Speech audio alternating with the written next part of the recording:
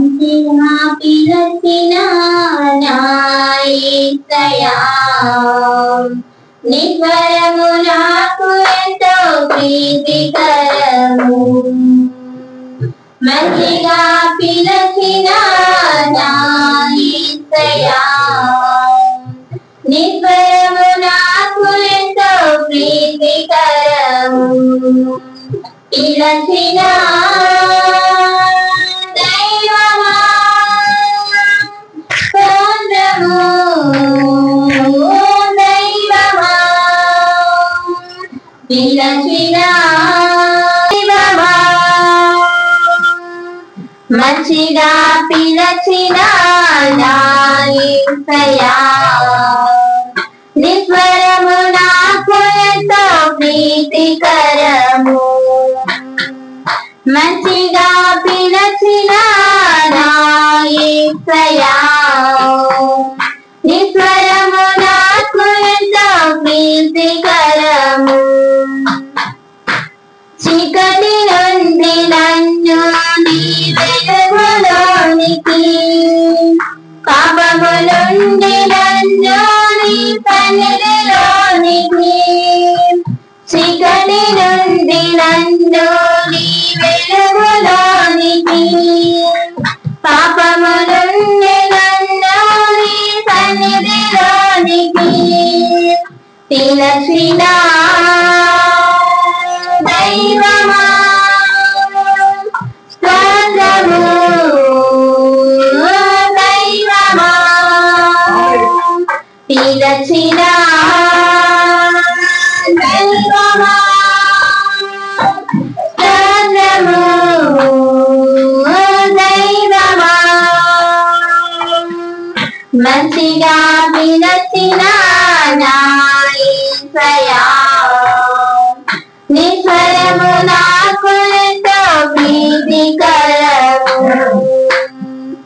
మంచిగా పిలచిన నా యేసయ్యా నీ స్వరము నాకు ఎంతో ప్రీతికరము శాఖ నుండి నన్ను సత్యవాక్యంలోనికి సంస్థ నుండి నన్ను నీ శరీరంలోనికి శాఖ నుండి నన్ను సత్యవాక్యంలోనికి సంస్థ నుండి నన్ను నీ శరీరంలోనికి పిలచిన దైవమా స్తోత్రము దైవమా పిలచిన దైవమా స్తోత్రము దైవమా మంచిగా పిలచిన నా యేసయ్యా నీ స్వరము నాకు ఎంతో ప్రీతికరము మంచిగా పిలచిన నా యేసయ్యా నీ స్వరము నాకు ఎంతో ప్రీతికరము నన్ను నీ కలిమిలోనికి శాపము నుండి నన్ను సమృద్ధిలోనికి లేమి నుండి నన్ను నీ కలిమిలోనికి శాపము నుండి నన్ను సమృద్ధిలోనికి పిలచిన దైవమా స్తోత్రము దైవమా పిలచిన దైవమా స్తోత్రము దైవమా మంచిగా పిలచిన నా యేసయ్యా నీ స్వరము నాకు ఎంతో ప్రీతికరము మంచిగా పిలచిన నా యేసయ్యా నీ స్వరము నాకు ఎంతో ప్రీతికరము మట్టి నుండి నన్ను నీ మహిమలోనికి క్షయము నుండి నన్ను శ్వేతలోనికి మట్టి నుండి నన్ను నీ మహిమలోనికి క్షయము నుండి నన్ను శ్వేతలోనికి పిలచిన దైవమా స్తోత్రము దైవమా పిలచిన దైవమా స్తోత్రము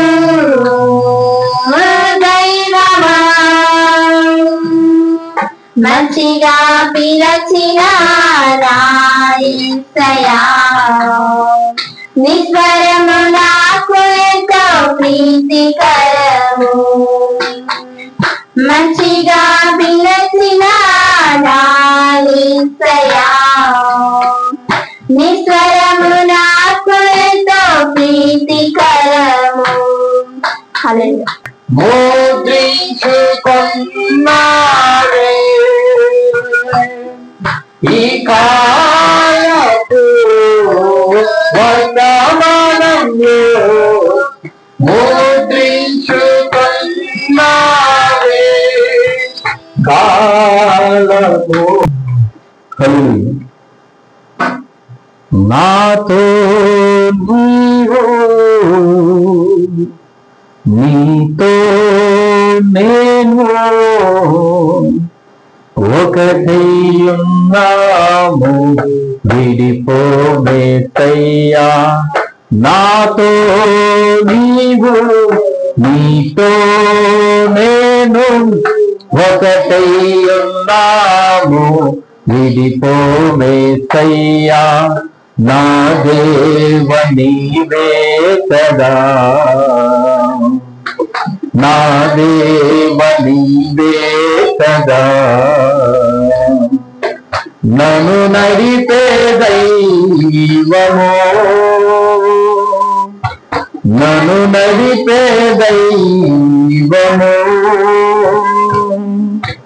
నీకే ఆరాధనా నీకే నా హృదయార్పణ నీకే ఆరాధనా నీకే నా హృదయార్పణ నాతో నీవు నీతో నేను ఒకటైయున్నాము విడిపోమేతయ్యా నాతో నీవు నీతో నేను ఒకటైయున్నాము విడిపోమేతయ్యా ఒకటి కంటే ఎక్కువగా ఎన్నో మారులు చేసి పాపములన్నిటినీ క్షమించిన దేవా ఒకటి కంటే ఎక్కువగా ఎన్నో మారులు చేసి పాపములన్నిటినీ క్షమించిన దేవా పరిశుద్ధతతో నన్ను నింపితివయ్యా ఆత్మతో నన్ను నడిపితివయ్యా పరిశుద్ధతతో నన్ను నింపితివయ్యా ఆత్మతో నన్ను నడిపితివయ్యా నీకే ఆరాధనా నీకే నా హృదయార్పణ నీకే ఆరాధనా నీకే నా హృదయార్పణ నాతో నీవు నీతో నేను ఒకటై ఉన్నాము విడిపోమేసయ్యా నాతో నీవు నీతో నేను ఒకటై ఉన్నాము విడిపోవేసయ్యా. హల్లెలూయా. దేవుని పరిశుద్ధ నామమునకు మహిమ కలుగుగాక. ఇలా ఫిబ్రవరి నెల ఈ మొదటి ఆదివారపు దినమునందు ప్రభు మనను సజీవులకు ఉంచి ఈ రీతిగా మరి వాక్యముతో కలిసి ప్రభుని మరి ఆ ప్రభు నందు ఆనందించడానికి ప్రభు కృపనిచ్చారు. మొదటిగా మన పరిశుద్ధ గ్రంథాన్ని చదువుకొని అంశంలోకి వెళ్దాం.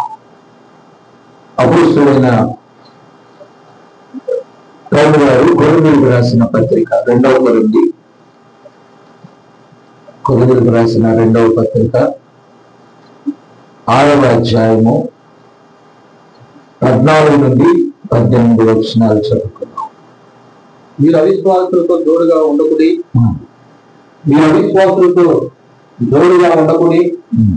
నీతికి దుర్నీతితో ఏమి సాంగత్యమో, వెలుగునకు చీకటితో ఏమి పొత్తు, క్రీస్తునకు బెలియాలుతో ఏమి సంబంధమో, అవిశ్వాసితో విశ్వాసికి పాలెక్కడిది, దేవుని ఆలయములకు విగ్రహములతో ఏమి పొందిక, మనము జీవము గల దేవుని ఆలయమై ఉన్నాము.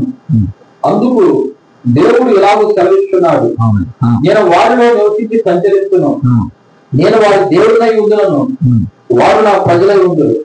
కావున మీరు వారి మధ్య నుండి బయలువెళ్ళి ప్రత్యేకంగా ఉండుడి, అపవిత్రమైన దానిని ముట్టకూడని ప్రభువు చెబుతున్నాడు. మరియు నేను మిమ్మును చేర్చుకుందును, మీకు తండ్రినై ఉందును, మీరు నాకు కుమారులను కుమార్తెలనై ఉందురని సర్వశక్తి గల ప్రభువు చెప్తున్నాడు. ఆమేన్, ఆమేన్, ఆమేన్.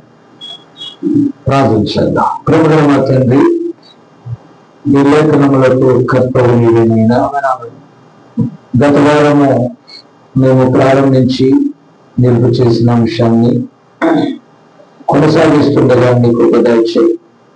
మీరు మా కొరకు పంపిన ఈ గొర్రె వర్తమానికము ద్వారా నాయన మాకు ఏదైతే ఆ దినములలో ప్రభా బోధింపబడినదో ఈ దినములను మేము అన్వయించుకొని ప్రభా ఈ గడియలో మేమున్న ఈ తరంలో ఈ లేఖనములో నుండి మీరు మాతో మాట్లాడండి.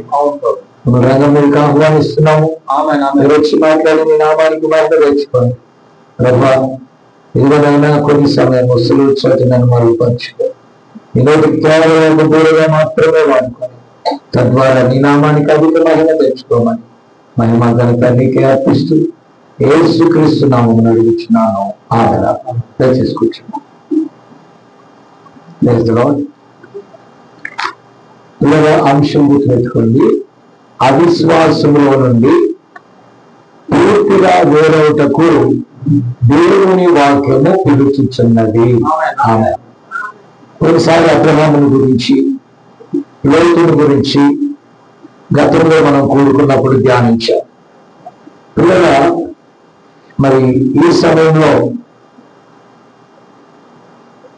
మరికొన్ని విషయాలు చూద్దాము. సాధ్యమైతే ఈ రోజు దాన్ని ఆ టాపిక్ ముగిద్దాం. Amen. The person you are speaking with has put your call on hold. Please stay on the line. Okay. நீங்கள் பேசுகிறவர் உங்கள் அழைப்பை ஹோல்டில் வைத்துள்ளார். தயவு செய்து லைனில். Okay.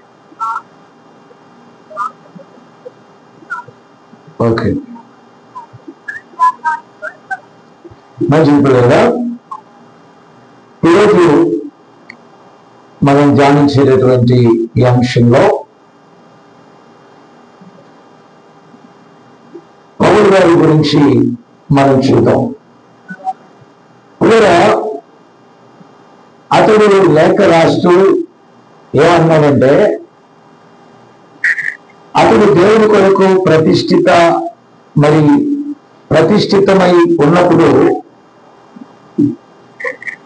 అతడు ఆ ధర్మశాస్త్రమును ప్రత్యేకంగా గమాలీయుడు పాదుల దగ్గర నేర్చుకున్నాడు. అయితే మీరు గమనిస్తే అతను కూడా మనం మోషే జీవితాన్ని చూసినప్పుడు మోషే కూడా మాస్టర్ ఆఫ్ ఆల్ ఆర్ట్స్, ఐగుప్తు యొక్క సకల విద్యను అతను నేర్చుకున్నాడు. కృత యుగంలో సౌలు అనబడినటువంటి ఆ యవనస్తుడి జీవితం పౌరుగా పిలువబడుటకు ముందుగా అతడు కూడా అన్ని విద్యలలో ప్రవీణుడు, అనగా ధర్మశాస్త్రమును క్షుణ్ణంగా నేర్చుకున్నటువంటి వాడండి.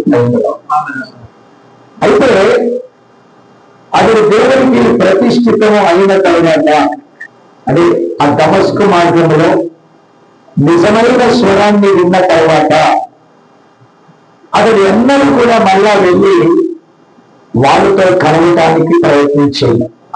ఒకసారి నేను చెప్పాను ఆదికాండంలో దేవుడు వెలుగుని చీకటిని వేరు చేశాడు. అలాగే పైనున్న జలాలను క్రిందున్న జలాలను వేరు చేశాడు. అలాగే విశ్వాసి అయినటువంటి అబ్రహామును లోతును వేరు చేశాడు. పిల్లల మూర్ఖులకు ఈ తరము వారి మనం వేరు చేయబడుతున్నాం. ఇప్పుడు మనం ఏం వేరు చేస్తుందంటే నిజమైన వాక్యము మనల్ని వేరు చేస్తుంది. ఇప్పుడు వేరు చేసేది మనం కాదు. ప్రతాప్ నువ్వు వేరుగా ఉండు, నేను వేరుగా ఉంటా, అది కాదు. అది ఉమ్మడి కాపురాల్లో అన్న వేరు కాపురం పెట్టుకొని తమ్ముడు వేరు కాపురం పెట్టుకో ఆ కథ కాదు. అసలు ఇంటి ఫ్యామిలీ గొడవ కాదు, పరలోకం ఉన్న ఫ్యామిలీ గొడవ. అదే ఇప్పుడు మనం పరలోకంలో ఉన్న ఫ్యామిలీ నుండి పిలవలేక పుట్టడానికి అందరితో పాటు పుట్టాం, ఒకే కుటుంబం నుంచే పుట్టాం. అది గొడవ అన్న మాట చాలా మందికి అర్థం కాల. అత్తకి కోడలకి మీరు కోడలు పెట్టుకొని నేనే పెడతాను అన్నాడు దేవుడు, అన్నాడండి. కాబట్టి మీలో ఒకరి నుండి ఒకరు దేవుడైపోతారని చెప్పలేదు. దేవుడి నిమిత్తం అనేది ఆ రోజు అర్థం కాల. అక్కడ ఉన్న ప్రజానికం అనుకున్నారు నేను గొడవలు పెట్టాయని లాగా మన చిత్తులు పెట్టేవాడు, వీళ్ళు వేరైపోతారు వేరైపోతారు అంటాడు. ఏంటని పిల్లలు గమనించారా? వాక్యం వేరు చేస్తారు. వాక్య సంబంధులు శరీర సంబంధంలో నుండి వేరైపోతారు. అవిశ్వాసుల్లో నుండి విశ్వాసులు వేరైపోతారు. దేవుని సత్యవాక్యం నుండి అసత్యవాక్యంలో ఉన్నటువంటి వీరు సత్యవాక్యం వచ్చినప్పుడు అసత్య వాక్యమును గైకుల వారి మధ్యలో నుండి సత్య సంబంధం వేరైపోతారు. అదే ఇప్పుడు మనం వేరు చేసింది ఏంటి? వాళ్ళు అంటారు, ఏం ప్రతాప నువ్వు చిన్నప్పటి నుంచి మీ అమ్మ బాప్టిస్ట్ లో పుట్టి, మీ నాయన బాప్టిస్టుడు, మీ అన్న బాప్టిస్టు, నీ వదిన బాప్టిస్టు, నీ అక్క బాప్టిస్టు, నీ చెల్లెలు కూడా బ్రదర్ అన్నావు. కాబట్టి అందరి దీంట్లోనే పుడితే నువ్వేందో ఇంత మోసం చేశావు. ఎవరు అడిగారు మనం ఏందో మోసం చేశావంటే వాళ్ళు వాక్యం నన్ను వేరు చేసింది. స్తోత్రం. కాబట్టి నిజమే అక్కడ నన్ను గురించి వారి బాధ్యత తీసుకోలేదు. ఏదో వాక్యం చెప్పారు, ఉదయాన్ని పొద్దున్న చెప్పారు పుస్తకం గురించి, ఈ సంఘ శాఖల యొక్క ఆత్మలు అవి ఏం చేస్తాయండి? నువ్వు ఎలాగెలాగో బతుకు, చర్చికి రా, అంతేనా? నువ్వు ఎలాగైనా బతుకురా, సిఎస్ఐ, బాప్టిస్ట్, ఫెలోషిప్, పెద్ద కోర్సులు, ఆ కోర్సు, ఈ కోర్సు, ఏ కోర్సు అయినా సరే నువ్వు ఎలాగైనా ఉంది. కానీ సత్యంలో వచ్చినప్పుడు మనం ఎప్పుడైనా సరే ఆ సత్యంలో నుండి బయటికి రావాలి. మనుషులందరూ అబద్ధికులే, కానీ వాక్యం సత్యం. అందరు బైబిల్ పట్టుకున్నారు, కానీ బైబిల్లో సత్యమును అందరూ ఏది లేదు. అవి ఏదైతే సత్యమని మనకు బయలుపరచబడిందో వెంటనే మనం అసత్యంలో నుండి వేరైపోవాలి. దేవుని స్తోత్రం. వేరైపోవాలని నేను చెప్పట్లే, వాక్యం నీకు అర్థమైతే నువ్వే వేరైపోవాలి. పిల్లరా ఇప్పుడు నీకు అది సంతోషంగా ఉండాలి. నువ్వు వేరైపోయినంత మాత్రాన అక్కడ ఉంటే బాగుండే అనేది కాదండి. చాలా జాగ్రత్తగా ఉండాలి. ఐగుప్తులో నుండి మోషే ద్వారా చెప్పబడిన వాక్యం ద్వారా, లేకపోతే దేవుడు మోషే ద్వారా పిలిచినప్పుడు వాళ్ళు ఏమైపోయారు? ఐగుప్తులో నుండి వేరైపోయారు. వేరైపోయిన బాహ్యంగా ఐగుప్తులోంచి బయటకు వచ్చారు, కానీ లోపల ఏం తెచ్చుకున్నారు? వాళ్ళు ఐగుప్తులు తెచ్చుకొని దేవుడు వారికి మన్నానిచ్చాడు. దేవుడు అరణ్యంలో వారిని పోషిస్తుంటే వాళ్ళు ఏమన్నారు? అదే బాప్టిస్ట్ లో ఉంటే బాగుండేది, అంతేనా? అక్కడ కీరకాయలు దొరుకుతాయి, బీరకాయలు దొరుకుతాయి. విన్నారా? కాబట్టి మీరు ఎలాగైనా పట్టుకోండి, చర్చికి వస్తే చాలయ్యా. మీరు ఎన్ని చీకటి కార్యాలైనా చేయండి, చర్చికి మాత్రం రండయ్యా. వచ్చినప్పుడు ఊరికే రావద్దు, కానుకలు తీసుకొని రండి. అది మాత్రమేనా? మీకోసం బోర్డు వేస్తాం, మీకోసం బార్ షాప్ కూడా కట్టేస్తాం అవసరం అయితే. విన్నారా? వారు ఏదైనా చేస్తారండి, చర్చికి మాత్రం రావాలి. ఆశయం చేసింది అదే తెలుగు నాళ్ళలో. వారు దేవుని అపోస్తుల యొక్క బోధను బయటకు నెట్టేసి వాళ్ళు మానవులు కల్పించే పద్ధతులను తెచ్చుకున్నారు. అదే చేసినది ఉన్నట్టు కూర్చో కూర్చో. ఇప్పుడు మానవ సిద్ధాంతములను వారు ఎలా బోధించారో తెలుసా? దైవోపదేశంలో బోధించారు. దయచేసి గమనించాలి. మానవ పద్ధతులను వారు దైవోపదేశంలో బోధించి ఏం చేశారు? ప్రజలను మోసగించారు. నా పిల్లలు దయచేసి గమనించాలని నేను ప్రభుత్వానికి మనం చేస్తున్నాను. అయితే ఇప్పుడు సత్యము మన మధ్యకు వచ్చింది అనుకోండి, ఆ సత్యం ఏంటో మనకు అర్థమైపోతుంది. ఆ సత్యం మనకు అర్థమైపోయినప్పుడు మనం సత్యం దగ్గరికి మరలాలి. అందుకే వాక్యము మన దగ్గరికి వచ్చిందండి. మన వాక్య సంబంధం అనుకోండి, మన పర్యాల సంబంధం అనుకోండి, వాక్యం మన దగ్గరికి రాగానే మనం ఏమవుతాం తెలుసా? వేరైపోతాం. దేవుని స్తోత్రం. కానీ ఇవన్నీ చెప్పాలంటే చాలా కష్టం. ఎందుకంటే మా సొంత బంధువులు నన్ను రోజుగా చెప్పారు, మా సొంత కుటుంబీకుల ద్వారా కట్టబడిన మా సొంత మందిరం నుంచి నేను వేయలేదు. నా మాట విన్నారా? ఆ స్థలాలు మావే, అందులో మాకు భాగాలు ఉన్నాయి, అది మా స్వగ్రామం. అయితే అక్కడ ఎన్ని అవకాశములు మాకున్నప్పటికీ కూడా, అలాగే ఎన్ని అవకాశములు మాకున్నప్పటికీ కూడా వాక్యం రాగానే వాళ్ళు ఒప్పుకోలేదండి. నేను వాళ్ళున్న మందిరంలో వాళ్ళతో చెప్తాను, ఇది సత్యం, ఈ బాప్తిజం సత్యం, నేను దీని ప్రకారం తీసుకున్నాను, నా భార్య పిల్లలు మేమందరం దీనిపైన ఉన్నాం. కానీ ఇది సత్యం నమ్మండి అంటే వాళ్ళు అన్నారు, మీరే బయటకు పోండి కానీ, మీరే బయటకు పోండి కానీ మేము మాత్రం మా సిద్ధాంతంలో వెళ్ళి. కాబట్టి నేను అక్కడి నుంచి బయలుదేరి వస్తామంటే దారిని పోయే దానయ్య తగలేదండి. తెలుసు కదా దానయ్య ఎవరు? దానం కన్నా అయిపోయారు. నా దారికి వెళ్ళి వెళ్ళారు. ఎవరైతే మేము మీకోసం వచ్చాము, ఈరోజు మాకు ఒక ప్రేయర్ పెట్టాలని. ప్రేయర్ లేదు వీళ్ళు, నేను మొత్తానికి వెళ్ళిపోతున్నాను, ఇక్కడ పెట్టే సర్దుకొని అని నేను చెప్పాను. ఏం లేదు, మా చర్చికి వచ్చి మా ఊరు వచ్చి మాకు ఈ వాక్యం చెప్పాను అన్నారు. దేవుని స్తోత్రం. కాబట్టి ఒకరు మా స్వకీయులు వాక్యం బట్టి నన్ను వేరు చేస్తే వారు బయట నుంచి వచ్చి నన్ను తీసుకెళ్ళి వారు అంగీకరించారు. తను ఎందరు అంగీకరించిలో వారు దేవుని కుమారులు అనబడుతున్నారు. మీరెవరో నాకు తెలియదు అంటే తెలుసు, అక్కడ తెలుసు, ఇక్కడ తెలియదు. పిల్లల పిలుపు గారు ఎవరు నాకు తెలియదు. పొద్దున సాయంకాలం వాళ్ళ ఇంట్లో వెళ్ళిపోతారు. నేను తెలుగు మహేంద్ర తమిళ్ వస్తున్నావా రేపు సాయంకాలం ఇంతగా ఎస్ఆ అర్నో ఎవరు లేరు, నువ్వే విన్నాగా. నాని ఉంటాడా అనుకుంటే నాని వెళ్ళిపోతాడు. కాబట్టి కూడా ఎందుకనంటే నువ్వు నా మార్గదర్శి. డేవిడ్ లివింగ్స్టన్ గారు ఆఫ్రికా ఖండానికి వెళ్తే విన్నారా, ఆయనకి ఆధునిక భాషలో చెప్పగలిగిన ఎవరు లేరు. చివరికి వాడు మందు పోపించి తీసుకెళ్ళాడు. మందు కొడితే కొట్టాడు కానీ రోజుకి అతని కోసం పనిపోయాడు మందు బాటలు కొట్టానికి.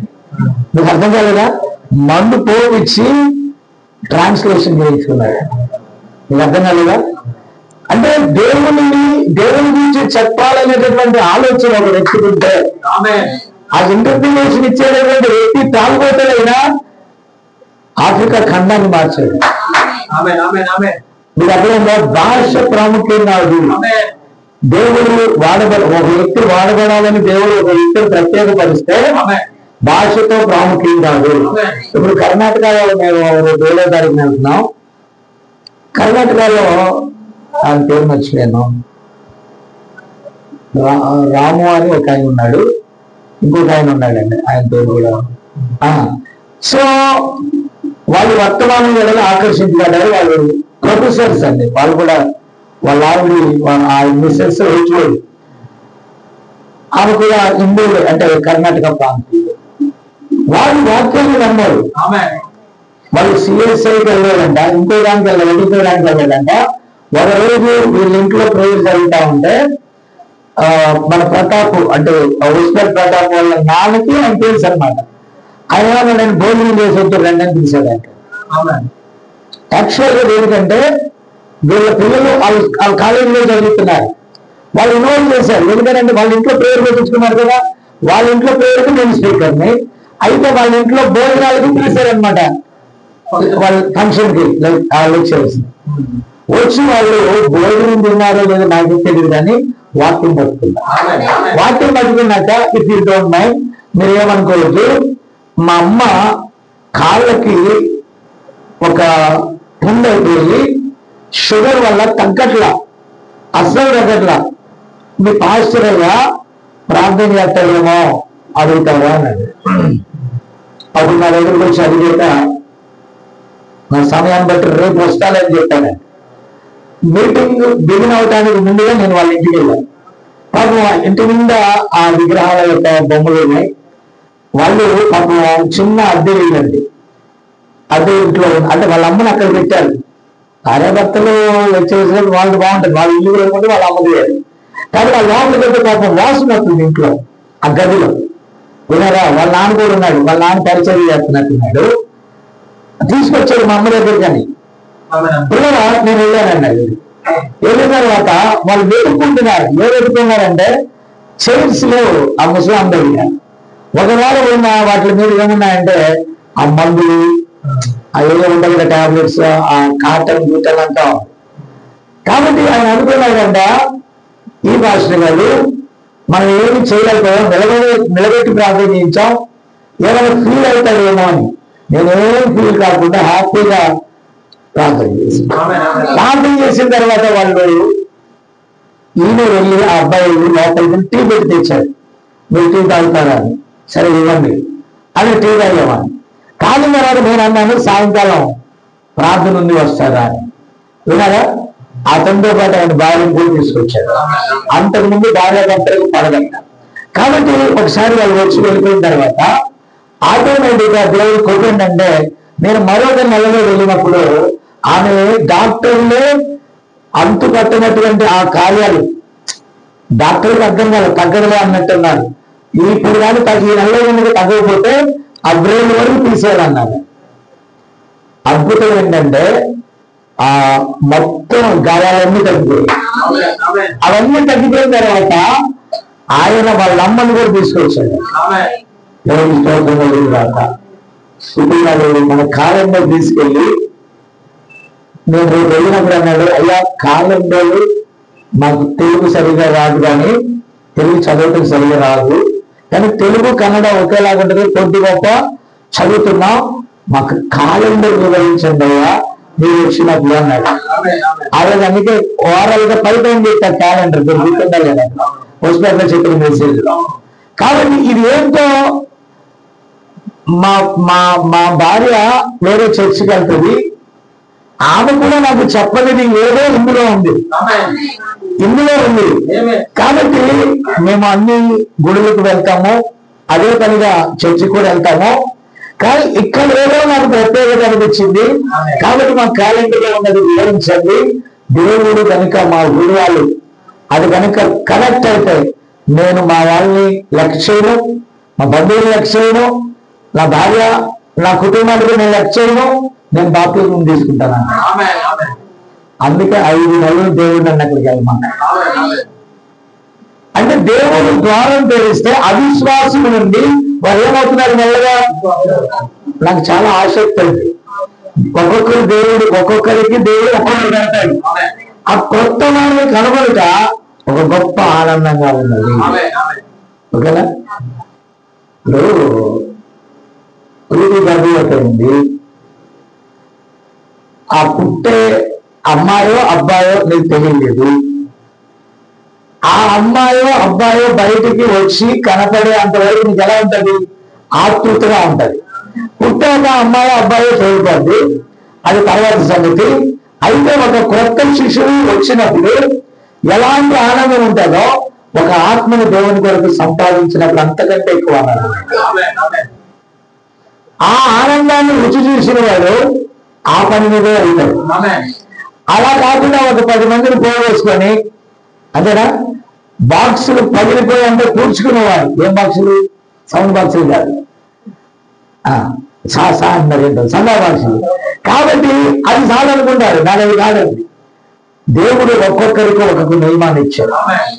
నాకు ఇచ్చిన నియమం ప్రకారం నేను ముందు కలుగుతున్నప్పుడు దేవుడు నాకు తెలియజేసినట్టుగా ఎవరైనా ఆ విధంగా అవిశ్వాసం నుండి వేరే విశ్వాసం నుండి వచ్చినప్పుడు ఒక గొప్ప ఆనందం అక్కడ కలుగుతుంది. రైతులా ఆనందం నాకు హ్యాపీ కాబట్టి ఈ పని నాకు హ్యాపీగా, మీకు అర్థం కాలేదా?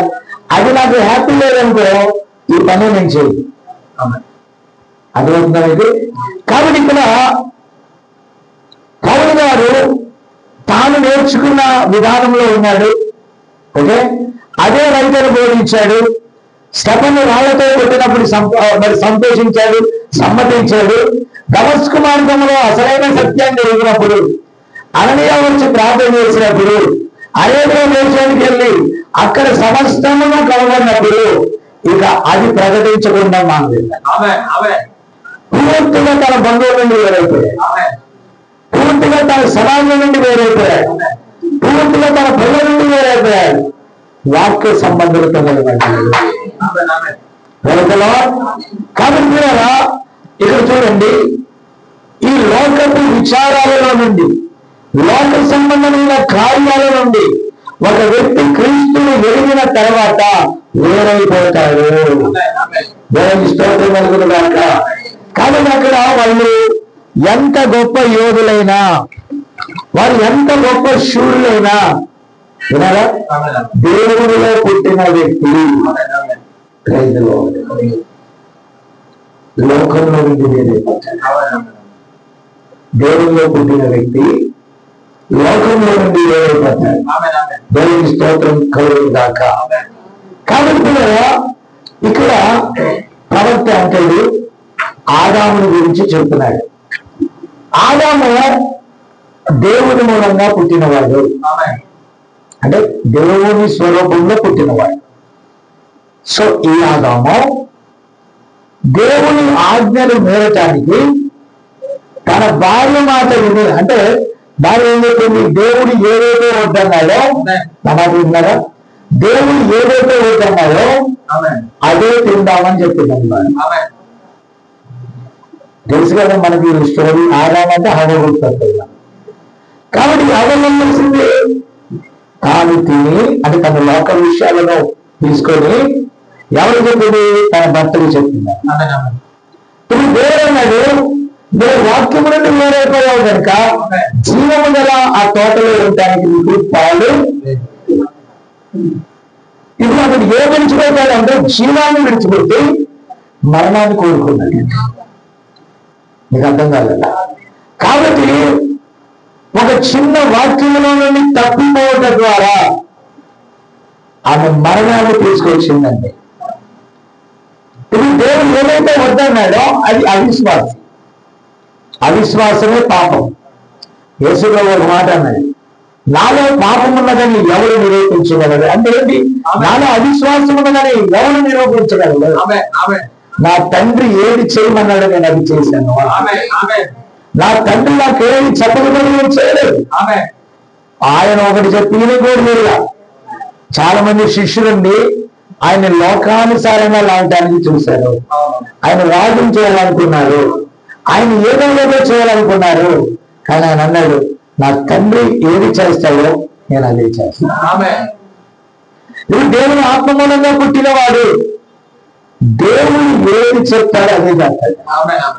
దాని విషయంలో కాంప్రమైజ్ కాదు, దాని విషయంలో సిగ్గుపడడు. అవిశ్వాసము నుండి పూర్తిగా వైదొలిగి విశ్వాసంతో నిలిచి ఉంటాడు. ఎన్నో దెబ్బలు తిన్నాడు పౌలు గారు, ఆయనకు రోమ పౌరత్వం ఉందండి. అతడు చాలా పలుకుబడి కలిగిన వ్యక్తి, పేరు కలిగిన వ్యక్తి, పుట్టుకతోనే రోమ పౌరత్వం కలగాలి. అయినా దెబ్బలు తిన్నాడు. ముమ్మారు ఒకరు తక్కువ 40 దెబ్బలు తిన్నాడు. తిన్నా కూడా విశ్వాసంతోనే నిలబడ్డాడు. హల్లెలూయా. ఎందుకంటే ఒక వాక్యం ఇచ్చిన ఒక వ్యక్తిని వేరు చేసినప్పుడు అతను ఎంత శ్రమకైనా అక్కడ ఉంటాడు కానీ మళ్ళీ అసత్యంలో కలిగాడు. నా నమ్మకం అది. సత్యాన్ని ఒక వ్యక్తి వేయడం తర్వాత ఎట్టి పరిస్థితుల్లో వేరుగా మళ్ళీ తాను ఆ లోకంతో కలిసి ఉండలేడు, వేరుగా ఉంటాడు. హల్లెలూయా. కాబట్టి ఈ ఆదాము ఏం చేసేదంట, దేవునితో వేరైనా సరే భార్యతో కలిసి ఉండాలనుకున్నాడు.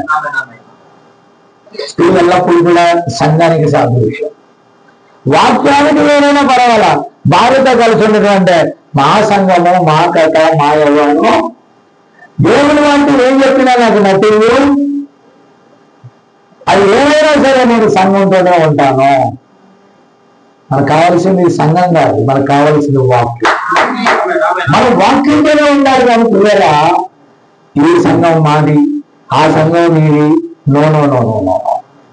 కాబట్టి పిల్లరా, ఇది దేవుని వివాహం అన్నారు. దేవుని నమ్మిన తర్వాత మీరు ఆ వాక్యాన్ని ప్రకటించొద్దు, ఆ సత్యాన్ని ప్రకటించొద్దు, ఆ బాప్తిజం గురించి చెప్పొద్దు, ఆ యేసుని గురించి మీరు మాట్లాడొద్దు. అయితే మరి ఏమన్నారు తెలుసా, పేతురు యోహానులు, దేవుని మాట వినుట కంటే నీ మాట వినుట న్యాయమా?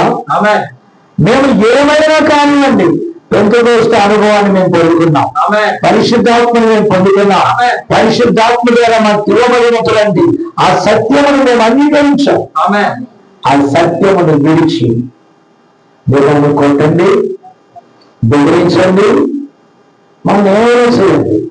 అయితే మా హృదయాలు వేరైపోయాయి, మాకు క్రీస్తుని దగ్గరగా చేశాం. కాబట్టి మీరు చెప్పిన విధానంలోకి మేము వెళ్తాం. దేవుని స్తోత్రం కలిగిన దాకా. కాబట్టి మా పిల్లలు దేవుని కదా మీరు దయచేసి గమనించాలని నేను ప్రభుత్వం మనం చేస్తున్నాను. ఇక్కడ మన బైబిల్లో క్లియర్ గా చూడము, ఆదియందు వాక్యం ఉండేనో, వాక్యము దేవుని యొక్క ఉండేనో, వాక్యమే దేవుని వాక్యం.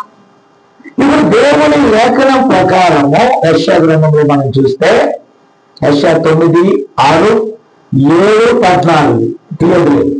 అక్కడ యేసుక్రీస్తు జననమును గురించి మాట్లాడటం జరిగింది. సమయం వచ్చింది, కన్యకలందరూ కలిసి ఆలయంలో ప్రార్థన చేస్తున్నారు. ఆ కన్యకలలో మరియ కూడా ఉంది. ఆమెకి యేసుగా ప్రదానం చేయబడిందండి. నా మాట విన్నారా? ప్రదానం చేయబడిన తర్వాత అనేక మంది స్త్రీలు అక్కడ ఉన్న కన్యకలు, గాబ్రియేలు దూత వచ్చి ఈ యొక్క మరియతో మాట్లాడుకుంటారు. సడన్ గా ప్రార్థన చేసుకుంటా ఉన్నాం అనుకోండి, ఒక చోట సహోదరుడు జాన్ అన్నాడు అనుకో, నేనేం చేస్తానంటే ఎవరికి సరే బయటకు వస్తాను, వస్తానా లేదా, కన్నా కొడతాను. ఎప్పుడైతే దయాకాంతి అన్న ఆమె ప్రార్థన చేస్తుంది, ఫర్ ఎగ్జాంపుల్ సమీర ప్రార్థన చేస్తుంది అనుకోండి, అక్కడి నుంచి ఇంట్లో ఎవరు లేరు, ఒంటరిగా ప్రార్థన చేస్తుంది. సమీర అని పలుకున్నారనుకో, యశోద అప్పుడే వచ్చినవా అంటుంది. విన్నారా? వాయిస్ ఏమో పురుషుడిది, మా వచ్చిందేమో యశోద అనుకుంటుంది. అలా కాదు, మరలా సమీర అన్నది అనుకో, స్వరం బయటికి తలుపులు తీసి వీధిలో పారిపోతారు. ఎవరు పారిపోతారు? బయటకి. మళ్ళీ ప్రార్థన చేసే వారికి మళ్ళీ దేవుడు మాట్లాడితే ఏం చేస్తాం? నేను పారిపోలేదు, నేను విన్నాను. దేవుడు ఇష్టపడతాడు, ఎవరు వాక్యం తెలిస్తే వింటాం, వాక్యం తెలియదు కలవరపడతాం. కాబట్టి మీరు కలవరపడి ఈ శుభ సమాచారం ఏంటి లేఖనాల్లో ఏమో నేను తెలియదు, ప్రార్థన అయితే చేస్తుంది. ఆ సమయం వచ్చింది, సమయం వచ్చినప్పుడు గాబ్రియేలు దూత దర్శించింది. నువ్వు గర్భవతిగా ఉంటావని చెప్పినప్పుడు ఆమె అన్నది, ఇది ఎలా సాధ్యం? మన 5 ఇంద్రియాల ప్రకారం సాధ్యమో కాదు, కానీ దేవునికి సాధ్యం. అక్కడ ఏమన్నాడు, సర్వోన్నతుని శక్తి నేను కమ్ముకుంటుంది. మా సహోదరులు గాబ్రియల్ గారు చూసారు అది, చూడండి అక్కడ జనశక్తి ఏదో ఉంది, శివశక్తి అనేది, లలిత్ కుమార్ అని ఒక ఆయన ఉన్నాడు, హిందూ జనశక్తి ఏదో ఉంది. ఆయన దగ్గరికి వెళ్ళి యేసుప్రభు దేవుడు కాదని ఇజ్రాయేల్ గారి దగ్గర నుండి వెళ్ళిన శిష్యుడు చెప్తున్నాడు. విన్నారా, యేసుప్రభు దేవుడు కాదని వాడుతున్నాడు. ఆ వ్యక్తికి బాగా వెలిగింది. ఇక్కడ అర్థం ఏంటంటే కొంతమందికి సూపర్ న్యాచురల్ విషయాలు అర్థం కావు. ఆయన వాదించేది తెలుసా,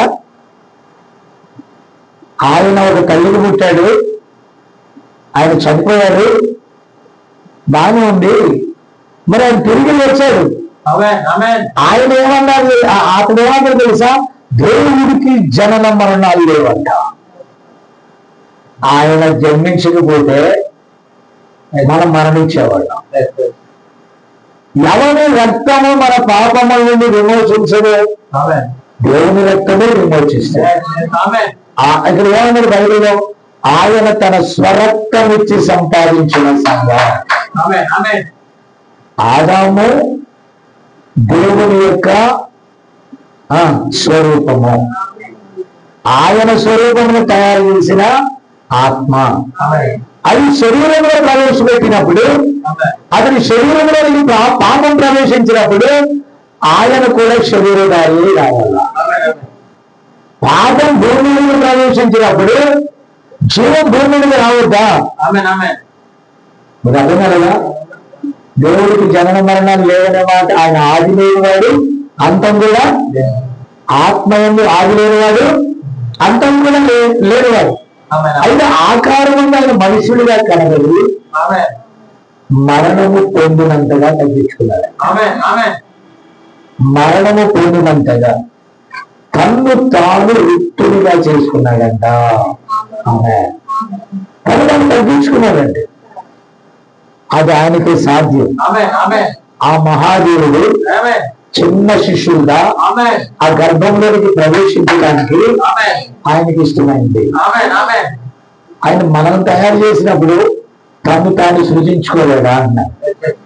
కాబట్టి బలి అర్పణ నువ్వు నాకు కోరలేదు, కానీ ఏమన్నది తెలుసు బైబిల్లో, నీవు నాకు ఒక శరీరమును అమర్చుతుంది. కాబట్టి ఆమె గర్భంలో ఈయన రావాలని లేఖనాలు చెప్పాయి. లేఖనాల ప్రకారమే ఆయన ఆమె గర్భంలో నుండి రావాలి. ఇది లేఖనాలు ప్రవక్తలు చెప్పిన ప్రవచన. వాక్యం ఇక్కడ ఏమైందండి, ఆది వాక్యం ఉండను, వాక్యం దేవుని యొక్క ఉండను, వాక్యమే. వాక్యం వచ్చినప్పుడు అసత్యము దాన్ని నమ్మదు. అప్పుడు మనం ఏం చేయాలా, అవిశ్వాసం నుండి మనం పూర్తిగా వేరే సత్యాన్ని నమ్మాలి. నాకు పాయింట్ అర్థమవుతుందా? మనోళ్ళందరూ కూడా పోయిన ఆదివారం తమిళవాళ్ళలో ఉన్నారు, పెద్ద చర్చి, జనాలు ఫుల్గా ఉన్నారు, మంచి దున్నకూర కోసారు, అంటే తిండి అన్ని అంటే అక్కడంతే కదా ఏదో చేశారు లేండి. నేను అంటున్నాను, ఆత్మ లేకపోతే బయట అడ్డు ఉందా? ఆత్మ లేకపోతే నా మాట విన్నారా? ఆత్మ లేకపోతే దేవుని రాజ్యం అంటే భోజనం కాదు, పానం కాదు. మరి మంచి భోజనం పెట్టారు, సంగటి చేశారు, అంటే అప్పుడప్పుడు అన్ని పెట్టారు, తిన్నాను. కానీ ఇది దేవుని రాజ్యం అంటే భోజనం కాదు, పానం కాదు. ఇక్కడ నేను చెప్పే కొద్ది తరగట్లా, అక్కడ అదే చెప్తే ఇక్కడ అదే చెప్తున్నా. మరి అక్కడ ఎందుకు చెప్పలేకపోయాను? మీరే చెప్పండి. ఇక్కడ ఇంత రన్నింగ్ లో ఉందే, ఇక్కడ 1000 మంది లేరు, 500 మంది లేరు, అక్కడ చాలా మంది ఉన్నారు. అక్కడ ఏంటి, ఇక్కడ ఏముంది? ఇక్కడ దేవుడు కోరుకున్నాడు, అక్కడ దేవుడు కోరుకోవాలి. ఎందుకు కోరుకున్నా? వాళ్ళ అవకాశం ఇవ్వట్లేదు అక్కడ. మీకు అర్థం కాలేదా? ఫర్ ఎగ్జాంపుల్, నేను ఇక్కడ వాక్యంతో నింపుతా ఉన్నాను, నేను ఇక్కడ నిలబడినప్పుడు వాక్యం వెళ్తాను, అక్కడ లోకంతో నింపారు. అక్కడికి వెళ్ళినప్పుడు ఈ లోకం, ఆ లోకం అనే దానిలో ఈ జీవము ఈగలేకపోతుందండి. అక్కడ ఎందుకంటే పూర్తిగా చీకటి అయిపోయింది. అది అందుకని జనముల మీద అల్లాడాల్సి వచ్చింది. అక్కడ జనముల మీద అల్లాడితే ఎప్పటికో కదిలింది. ఆ కదిలేలోకి వాళ్ళు పల్స్ పడిపోయింది. ఆత్మీయ పల్స్ ఏమైతుంది? ఎందుకు డౌన్ అయింది అంటే టైం అయిపోయింది, మరి 2:30 అయిపోయింది. మరి ఇక్కడ ఎగ్జాక్ట్లీ ఏ టైంకి ఆరంభిస్తాను ఆ టైంకి క్లోజ్ చేస్తాను. క్లోజ్ చేసే లోపల చాలా వెళ్తుంది. కాబట్టి అక్కడ అంశంలోకి రాలేకపోయానంటే మీరు నమ్మరు. నాకు విన్నారా? ఆ అంశాన్ని పొద్దున పూర్తి చేశాను. అది చేయాలని కాదు, వేరేది వచ్చింది అక్కడ. అదే అంశము వేరేది వచ్చింది అక్కడ. కరెక్ట్ గా ఆ అంశం ఇక్కడ క్లోజ్ అయింది. అది అక్కడ చేయాలనుకున్నది ఇక్కడ జరిగింది. కానీ ఆ పాయింట్ చెప్పలేకపోయానంటే మీరు నమ్మరు. అక్కడ పిల్లరా మీరు అనుకుంటారు ఏంటో ఎక్కడైతే ఏంటి చేసే అడుగుతున్నవాడు. ఆ కనిపించని అవిశ్వాసం అనే మేఘం విశ్వాసం అనే శక్తిని అడ్డుకుంటుంది. ఇలా అక్కడ 2-3 మాటలు తప్ప ఇంకేమీ మనం పైకల మాటలు తప్ప ఇంకేమీ వారి అవిశ్వాసమును పెట్టంట ఆయన ఏ అద్భుతమో చేయలేకపోయాడు. అంటే విశ్వాసాన్ని అడ్డుకునేది ఏమి చెప్పండి, మీరే చెప్పండి. అవిశ్వాసము విశ్వాసాన్ని బలత్కారంగా అటాక్ చేస్తుందండి. ఓకే, అందుకని అవిశ్వాసులకు విజ్జోడుగా ఉండొద్దు. ఇప్పుడు ఏం చేయాలా? వాళ్ళు మళ్ళీ విశ్వాసంలోకి రావాలంటే మళ్ళీ వాక్యంలోకి రావాలి. ఏమున్నాయి అక్కడ? వాళ్ళు బయటికి మామూలుగా అందరు కూర్చున్నారు, కానీ యశోదాకి సమీరాకి పడినట్టు, లేకపోతే మనమ్మకి భాగ్యమ్మకి పడినట్టు, అది వాళ్ళిద్దరు తల్లి కూతుర్లకి పడినట్టు, నాకు నానికి పడినట్టు, అయినా కూర్చున్నాం, నటించాం. కర్రీ పళ్ళు ఏం చేద్దాం చెప్పండి. ఇంకా అక్కడ మళ్ళీ అందరం కలిసి ఆహారం తింటున్నాం, కానీ మనసులు కలిసినాయా? మనసు కలవకుండా మనుషులు కలవకుండా దేవుడు ఏ పని చేస్తాడు అక్కడ? అదే అవిశ్వాసం. ఇప్పుడు తనతో పాటు తన పక్కన ప్రేమించలేని గుణ లక్షణాలు అయితే విన్నారా పిల్లల? ఇక్కడ మరియ నమ్మింది అని అంటే స్వచ్ఛంగా ఉంది, ఫ్రీగా ఉంది. ఆ మనసులో ఏమీ లేదు, ఆమె ఆలోచనలో ఏమీ నిజరా. దాంట్లో మీరు కూర్చున్నారు, మీరు ఇక్కడ ఏదో ఆలోచించడానికి మీకు ఇక్కడ లేదు. దారిలో కనుక్కొని వచ్చారా? బస్సులో కనుక్కొని వచ్చారా? ఎక్కడ కొట్లాడుకొని రాలండి. బంధువులు పెద్ద తలనొప్పి అండి. మీకు అర్థమైందా? అక్కడ 2 గ్రూపులు ఉంటాయి. ఒక గ్రూప్ అంటే ఒక గ్రూప్కి పచ్చగడ్డ అయితే బొగ్గు అంటుంది. అక్కడ దేవునాత్మ పనిచేయలేదండి. విన్నారా? అది దేవునాత్మ పనిచేయదు. దేవుని మీలోకి రానివ్వండి. ఒకవేళ నేను దేవుణ్ణి ఇక్కడ ఆయన ప్రసన్నత అనుభవించాలనుకున్నాను అనుకో, నేను వెంటనే నానితో సమాధాన పడాలి. అక్కడ సొల్యూషన్ ఏంటో తెలుసా? ఒకరితో ఒకరు సమాధాన పడటమే సొల్యూషన్. వారు సమాధాన పడనంత వరకు దేవుడు అక్కడ ఏ కార్యము చేయడు. సమాధానం అంటే ఒకరి తప్పులు ఒకరు ఒప్పుకోవాలా లేదా? దేవపక్షంగా పెట్టుకొని ఉన్నారండి వాళ్ళు. దేవపక్షంగా ఒకరి మీద ఒకరు నేరాలు, ఒకరి మీద ఒకరు నిందలు, ఇలా జరుగుతున్నంత వరకు దేవుని కార్యాలు అక్కడ జరగవు. నేను యశోదాలాగా మధ్యలో కూర్చున్నాను. ఇప్పుడు సమీర భాగ్యమ్మ మీద కంప్లైంట్ చేసింది, భాగ్యమ్మ సమీర మీద కంప్లైంట్ చేసింది. మధ్యలో యశోదామని ఎవరికి చెప్పాలా? ఇద్దరు అవసరమే. ఒక సేవకుడిగా నేను వాళ్ళందరికీ వాక్యం చెప్పి రప్పించా. నేను ఎవరికి న్యాయం చెప్పలేదు. వాక్యమే చెప్తాను కానీ న్యాయం చెప్పలేదు. ఇప్పుడు వాక్యమే న్యాయం చేయాలి, మంచి చెడ్డని. అంతేనా? లేకపోతే బ్యాటింగ్ ఆడాలా? ఒకరినొకరు కన్నాలా? వాళ్ళందరూ ఒకరి మీద కంప్లైంట్ చెప్పారు. అసలు కంప్లైంట్ లేని వ్యక్తులే లేరండి అక్కడ. ప్రతి ఒక్కరు తన పొరుగు వాళ్ళ గురించి చెడ్డ సమాచారమే చెప్పారు. నా మైండ్ నిండా అది ఉన్నప్పుడు నేను ఫ్రీగా వాక్యం ఎలా చెప్తా? అమ్మ అంటే అది అమ్మ అన్నాడు అయ్యగారు, భాగ్యమ్మ నన్నే కదా అమ్మ అన్నాడు అని ఏమో కోపం. మధ్యలో ఉన్నాను కదా, అలా మీరా అన్నా, మీరా అన్నా, నేను సమీరా అన్నా, మీరు వచ్చారా అన్నా, అప్పుడు సమీర అనుకుంది, మీరా అంటే నేనే కదా, చూడండి అయ్యగారు నాకు అనుకూలంగా కాకుండా అది ఫలానామకు అనుకూలంగా మాట్లాడారు. ఆమె అంటే అమ్మ అంటే నన్నే కదా, అండ్ వాళ్ళకి అన్ని రివర్స్ పడుతున్నాయి అక్కడ. ఇది ఎలా వాక్యం చెప్పాలి లేదు, ఒక స్టెప్ అని కదగలను అక్కడ.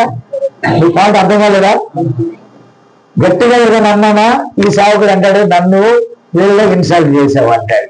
ఈయన్ని తిట్టానా వాళ్ళకి సంతోషం అండి. అక్కడ ఉన్న సమాచారం ఏంటంటే అందరు కంప్లైంట్ తిరిగి ఈయన మీదకి వచ్చినాయి. ఇప్పుడు నేనేం చేయాలని చూసారు తెలుసా? ఈయన తిట్టాలని చూశారు. ఎవరికైనా చెప్తాం మనం న్యాయాలు? వాక్యమే వేరు చేయాలి. మీకు అర్థమైందా?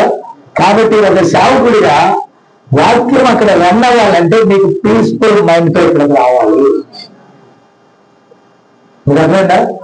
నేను బైబిల్లో లేఖనం చెప్పామన్నా ఏమని చెప్పానంటే, ఆయన బైబిల్లోనే ఉంది కదా, ఆయన నామముని పెట్టాం తండ్రి నేను అన్నాదమ్మునైనా అక్క చెల్లె విడనాడని వల్ల నాకు పాత్రుడు కాదంటే ఎవరు అమ్మ పేరు గురం కాదు, వేరే పేరు పెట్టు మరే రోజు. కాబట్టి మేరీ రోజు గారు ఏమందంటే అద్దె అట్లా చెప్తాయా విడనాడమని చెప్పిన వాళ్ళు బైబిల్లో ఉన్నది. మీకు అర్థమైందా? అంటే వాళ్ళు పెద్దవాళ్ళు కాబట్టి అర్థం కాదు. వీళ్ళకి ఏమైంది అంటున్నాను నేను. బైబిల్ ఆమెకు తెలియదు, బైబిల్లో నేను చెప్పే వాక్యం ఆమెకు తెలియదు, నేను ఏ సందర్భంలో మాట్లాడుతున్నాను కూడా ఆమెకి తెలియదు. బైబిల్ మన కుటుంబ విషయాలు తీర్చేది కాదు, కానీ బైబిల్ పరలోక విషయాలు. నేను మిమ్మల్ని పరలోకం కోసం ఇక్కడ రప్పించా. భూలోకంలో మీ తల్లులు మీరు తన్నుకోవాలా? మీ తల్లులు మీకుంటే నా తల్లులు నాకుంటాయి. కానీ వాక్యం దగ్గరికి వచ్చేటప్పటికి వాక్యం మనల్ని లోకం నుండి వేరు చేస్తుంది. ఇప్పుడు మిమ్మల్ని పరలోక రాజ్య మార్గానికి నేను మిమ్మల్ని ఇక్కడ పిలిపించాను తప్ప భూలోక మార్గాలు బోధనలు ఉంటాయి. నా మాట విన్నారా? కాబట్టి నేను ఒకటి చెప్తా, దేవుడి వాక్యం వచ్చి సమాధాన పడమంటే మనం ఖచ్చితంగా సమాధాన పడాలి.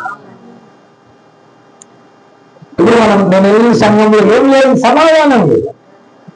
ఇప్పుడే కాదు, ఫస్ట్ నుంచి కూడా అది వచ్చిన ప్రాబ్లం ఏంటంటే సమాధానమే లేకపోవటం. కింద మీద పడి లింగం గుంటలను మొత్తం మీద సాల్వేషన్ తెచ్చాను. లింగం గుంటలు ఎప్పుడు లోబడిందంటే దానంగా చావ తిట్టినప్పుడు లింగం గుంటలు సమాధానం పడింది. నిజంగా నేను తీసుకొచ్చి భార్య భర్తలు ఇద్దరికి సిలువేసి ఒక రోజు మీరు చూసారు కదా ఫోటో, సంఘానికి క్షమాపణ చెప్పారండి వాళ్ళు. ఒకసారి చూడండి, చిన్న వీడియో ఫోటో ఒకటి ఉండదు, చేయి పట్టుకొని నిలబడింది ఒక వీడియో ఉంది, చూడండి కావాలంటే. ఒక దానం గారు ఆదిశక్క చేయి పట్టుకొని సంఘం ఎదుట వారు దేవుని మందిరాన్ని వదిలి పొలం పనులకు వెళ్ళిపోయినందుకు క్షమాపణ చెప్పారు. మీరు అర్థంగా అప్పుడు గ్రామం అంతా పరిగెత్తుకొని వచ్చి 50,000 పెట్టి ఒక ఆయన నాపురాలు వేపించడం కానీ ఇవన్నీ కట్టడం కానీ విశ్వాసులే వాళ్ళకి ఉప్పెన వచ్చిందండి. ఉప్పెనే వేశారు. కారణం ఏంటో తెలుసా? పొరపాటు అనేది, అవిశ్వాసం అనేది అక్కడ లోబడితే విశ్వాసం అక్కడ ప్రభువు దేవుడు. అర్థం కాలేదా? దానివల్ల ఏం పని జరుగుతుంది? దేవుని కార్యం జరుగుతుంది. నేను అంటాను ఇంట్లో కుటుంబ విషయాలు నేను చెప్తున్నా అంటే, కలిసి ఉంటే సుఖం ఉంటుంది, తమ్ముకుంటే గరంగా ఉంటుంది. ఎలా ఉంటుంది? గరం అంటే రకరకాల జబ్బులు వస్తాయి, బీపీలు వస్తాయి, ఇంకా రకరకాల జబ్బులు వస్తాయి. ఇంట్లో సమాధానం లేకపోతే క్యాన్సర్ వస్తుంది అంట. మీకు అర్థమైందా? సమాధానం లేకపోతే ఏమొస్తుంది? నా మాట అర్థం కలగా మీకు? కాబట్టి సమాధానంలో మీరు ఉండాలంటే దేవుడు వాక్యమే. ఇప్పుడు వేరైపోవటం అంటే వాక్యంతో సమాధానం పడ్డారు కాబట్టి సమాధానం లేని స్థలాలు విడిచి సమాధానం కలిగిన స్థలంతో వచ్చారు. అందుకని ఇంట్లోనే ఉండి అక్కడే ఉండి నువ్వు మారుతావా లేదో ఇక మారేటట్లేదని వాళ్ళే వేరైపోయారు. మీకు అర్థం కాలేదని చెప్పింది అర్థమవుతుందా? కాబట్టి కూడా ఇక్కడ మనం చూస్తే మరియ దగ్గరికి వాక్యం వచ్చింది. వాక్యం అంగీకరించాలంటే ఆమె ముందు ఫేస్ చేయాలండి. ఏం ఫేస్ చేయాలి? నింద భరించాలి. నింద భరించాలా లేదా? నా మాట అర్థమవుతుందా? పెళ్లి కాకుండానే ఆమె గర్భవతి అయితే నింద భరించాలా వద్దా? కానీ అది సూపర్ న్యాచురల్. ఏంటది? మానవాతీతమైన కార్యం, అది దేవుని కార్యం. ఆయన సృష్టికర్త, ఆయన చేయగలడు. అందుకు ముందు లేఖనాలు కూడా ఉన్నాయి. దానికి ఆమేనన్నారు. ఇప్పుడు ఏం చేయాలి? ఫేస్ చేయాలా? ఏం చేయాలి? ఫేస్ చేయాలి, సమస్యను ఫేస్ చేయాలి. ఇప్పుడు ఈ సమాచారము ఎక్కడ వెళ్ళింది? యోసేపు దగ్గరికి వెళ్ళిందా? విన్నారా? ఒక ఆమె వాక్యానికి లోబడింది. కానీ యోసేపు నీతిమంతుడే, దేవునికి భయపడినాడు. అయితే ఇక్కడ ద్వితీయోపదేశకాండంలో ఉంది. చూడండి, ఒక స్త్రీ పెళ్లి కాకుండా గర్భవతి అయితే ఇజ్రాయెల్ దేశంలో మోషే నియమించిన చట్ట ప్రకారం రాళ్లతో కొట్టి చంపాలి. ఇప్పుడు మరియను రాళ్లతో కొట్టి చంపితే మరియ గర్భంలో ఉన్న యేసయ్య చనిపోవాల్సి వస్తుంది. ఓకేనా? ఆయన భూమి మీద రావడానికి అవకాశం లేకుండా, అందుకనే దేవుడు యేసేపుని అక్కడ ఉంచాడు. ఇప్పుడు ఈ యేసేపు నీతిమంతుడు అయితే మర్యాదగా వదిలేద్దాం అనుకున్నాడు. అంటే ఎలాగా? మర్యాద కంటే సైలెంట్ గా సపరేట్ అవ్వాలి. బహిరంగంగా ఆమెను అల్లరి చేయాలనుకోవాల. ఆమె ఏం జరిగిందో కానీ ఆమె మంచిదే, కానీ తప్పు చేయదు. కానీ సంగతి తెలుసు, ఆయనకు తెలుసు. అయినా కూడా వీడు ఇతడు కూడా భరించలేదు కాబట్టి ఏం చేయాలనుకునే రహస్యంగా. అయితే దేవుని వాక్యం వచ్చినప్పుడు కళలో దేవుడు మాట్లాడ్డాడు, అతడు నమ్మాడు. కానీ వీళ్ళిద్దరు సమాజానికి ఎలాంటి వారు? అమాయకులు. వాళ్ళందరూ ఏమని ఉంటారండి? కన్యక గర్భవతి కుమారుని కనాలంటే పురుషుని కలయిక లేకుండా ఉండాలి. ఇప్పుడు వాళ్ళిద్దరు ఏం ఫేస్ చేసి ఉంటారు చెప్పండి? ఏం ఫేస్ చేసి ఉంటారంటే, విన్నారా? నేను కాదు, ప్రవక్త చెప్పాను. ఏం చేశారంటే జాగ్రత్త ఉండాలి. ఈ మరీ ఎంత దాన్ని ఏమంటారంటే గటికిరాలు అంతేనా? గడుసుది. ఎంత గడుసు కాకపోతే పాపం అమాయకుడైనా యోసేపును మోసగించింది. పాపం పెళ్లి చేసుకున్నాడు, మనం త్రాగడ కొట్టి చంపేద్దాం లేకపోతే. కానీ నా భార్య అంటున్నాడు, ఒప్పుకున్నాడు. అది ఒప్పుకున్నాడు. అప్పటి నుండి ఆమె చేర్చుకున్నాడు. ఆయన చేర్చుకున్నాడు కానీ చంపడానికి లేదు, విన్నారా? కానీ నవ్వుతున్నారు వెళ్తా ఉంటే. ఓ అమాయకుడా, పిచ్చోడా, మీ ఆవిడ నేను పిచ్చోని చేసిందిరా. నీకు అర్థం కాలేదా? కానీ లేఖనం ఎలా ఉంది? అలా జరుగుతూనే ఉంది. కానీ అప్పుడు ప్రజలు అవిశ్వాసంలో దాన్ని చూడలేకపోయారు. ఈ గడియ వర్తమానాన్ని కూడా ఈ సంఘాలు చూడలేకపోతున్నారు. ఈ సూపర్ న్యాచురల్ వర్డ్స్ ని వాళ్ళు అంగీకరించలేకపోతున్నారు. ఈ మానవాతీతమైన గొప్ప కార్యాలని వాళ్ళు అంగీకరించలేకపోతున్నారు. లేఖనానుసారమైన బోధని వాళ్ళు అంగీకరించలేకపోతున్నారు. కారణం అవిశ్వాసం. వాక్యం మన కళ్ళు తెలుస్తుంది, వాక్యం లేకపోతే గుడితనం అవుతుంది.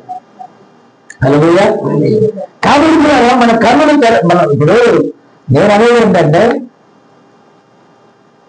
సంఘాలను మనం మార్చలేము, ప్రజల్ని మనం మార్చలేము. వాక్యం వచ్చినప్పుడు సత్య సంబంధి సత్యం వైపుకి వచ్చేస్తాడండి. హల్లెలూయా. కాబట్టి ఇప్పుడు మరియకు జరిగింది సత్యం కాబట్టి ఎన్ని నిందలు భరించాల్సి వచ్చినా, నా మాట విన్నారా? ఎన్ని వాక్యములు నిమిత్తం.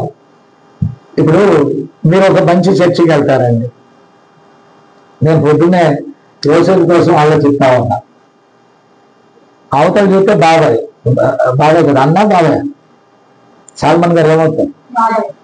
చిన్న ఆయన. ఓకే, బాబాయ్ అన్న, చిన్న ఆయన, అంకుల్ అన్న, పెంకుల్ అన్న, పెంకుల్ అన్న ఓకే కదా. ఓకే. కాబట్టి అవతల బాబాయి అతడు శరీర బాబాయ్, నేను ఆత్మీయ బాబాయ్. మీకు పాయింట్ అర్థమైందా?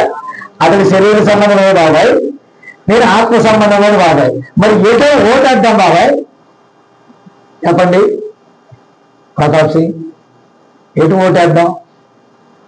ఇప్పుడు యేసేపు సత్య సంబంధం అయ్యారు కాబట్టి ఇటు ఓటేశాడు. ఒకరోజు భార్య అంటది, అయ్యారు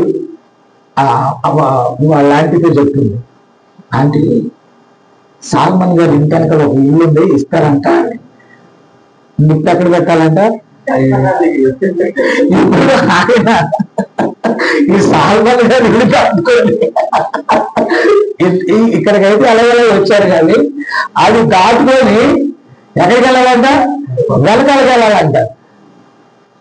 నువ్వు నిజమే కాదని జ్యోతిని అడిగాను. అయ్యగారు ఉండగాని మా మామ సంగతి ఏంటి ఇక్కడ పొరపాటుగా మేము అందరూ కూడా యాక్సెప్ట్ చేశామంటే కోపం మునుగుతుంది. పిల్లల వాక్యం వచ్చినప్పుడు మనం కొన్ని విషయాలు భరించక తప్పట్లేదు. కాబట్టి వాళ్ళ ఊళ్ళో చెప్పాలంటే ఆ బ్రదర్ నాకు చాలా క్లోజ్. వాళ్ళ ఊళ్ళో కూడా నేను వెళ్ళి వాక్యం చెప్పాను. కానీ సత్యంలో నన్ను వేరు చేసినప్పుడు నేను వారితో ఎలా ప్రేమగా ఉండగలను? భౌతికంగా ప్రేమగా ఉంటా, భౌతికంగానే మాట్లాడతా, మా ఇంట్లో పెళ్ళైతే పిలుస్తా, వాళ్ళ ఇంట్లో పెళ్ళైతే మా వాళ్ళని పంపిస్తా, కానీ వాక్యంతో మాత్రం కాంప్రమైజ్ ఉండలేదు. ఏదో నేను నరకానికి వెళ్ళలేను కదా, నా పాట అర్థమవుతుందా మీకు? నేను నరకానికి వెళ్ళలేను కదా. కాబట్టి ఇది సత్యమే నాకు తెలిసాక ఆయన మీద కూడా నాకు జాలే. ఎలా జాలంటే ఆయన చుట్టూ తిరుగుతూ ఉంటానండి, చుట్టూ పెడతా ఉంటాను మీటింగ్. ఎందుకంటే ఆయన కూడా నరకానికి వెళ్ళడం నాకు ఇష్టం.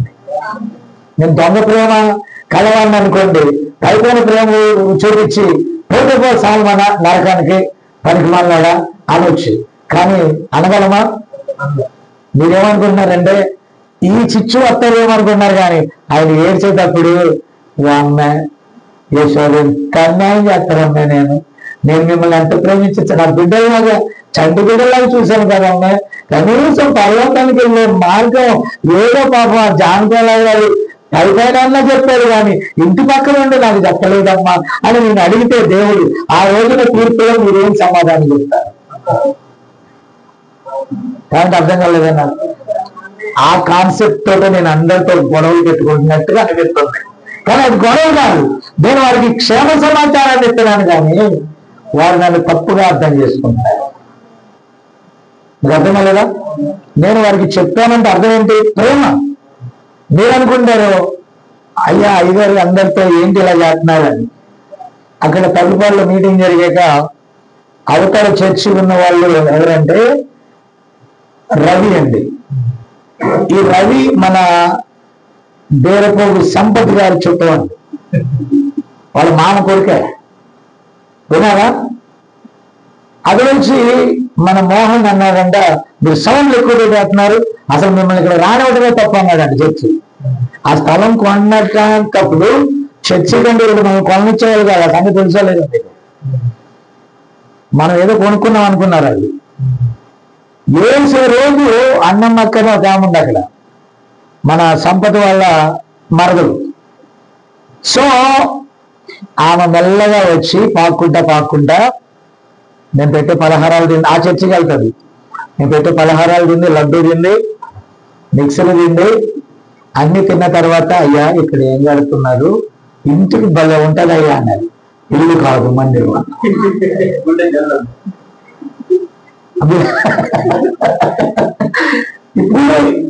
ఇప్పుడు వచ్చి భయపడుతున్నాడు మోహన్. ఆదిలో నేను నిలబడినప్పుడు నాకు ఎంత భయం ఉండాలా? భయమల్లా చర్చి పెట్టకముందే పైన టెంట్ వేసి, అదే పైన రూఫ్ అవ్వకముందే టెంట్ వేసి మీటింగ్లు పెట్టినాను నేను. నువ్వు కూడా వచ్చావు కదా, వచ్చారు కదా.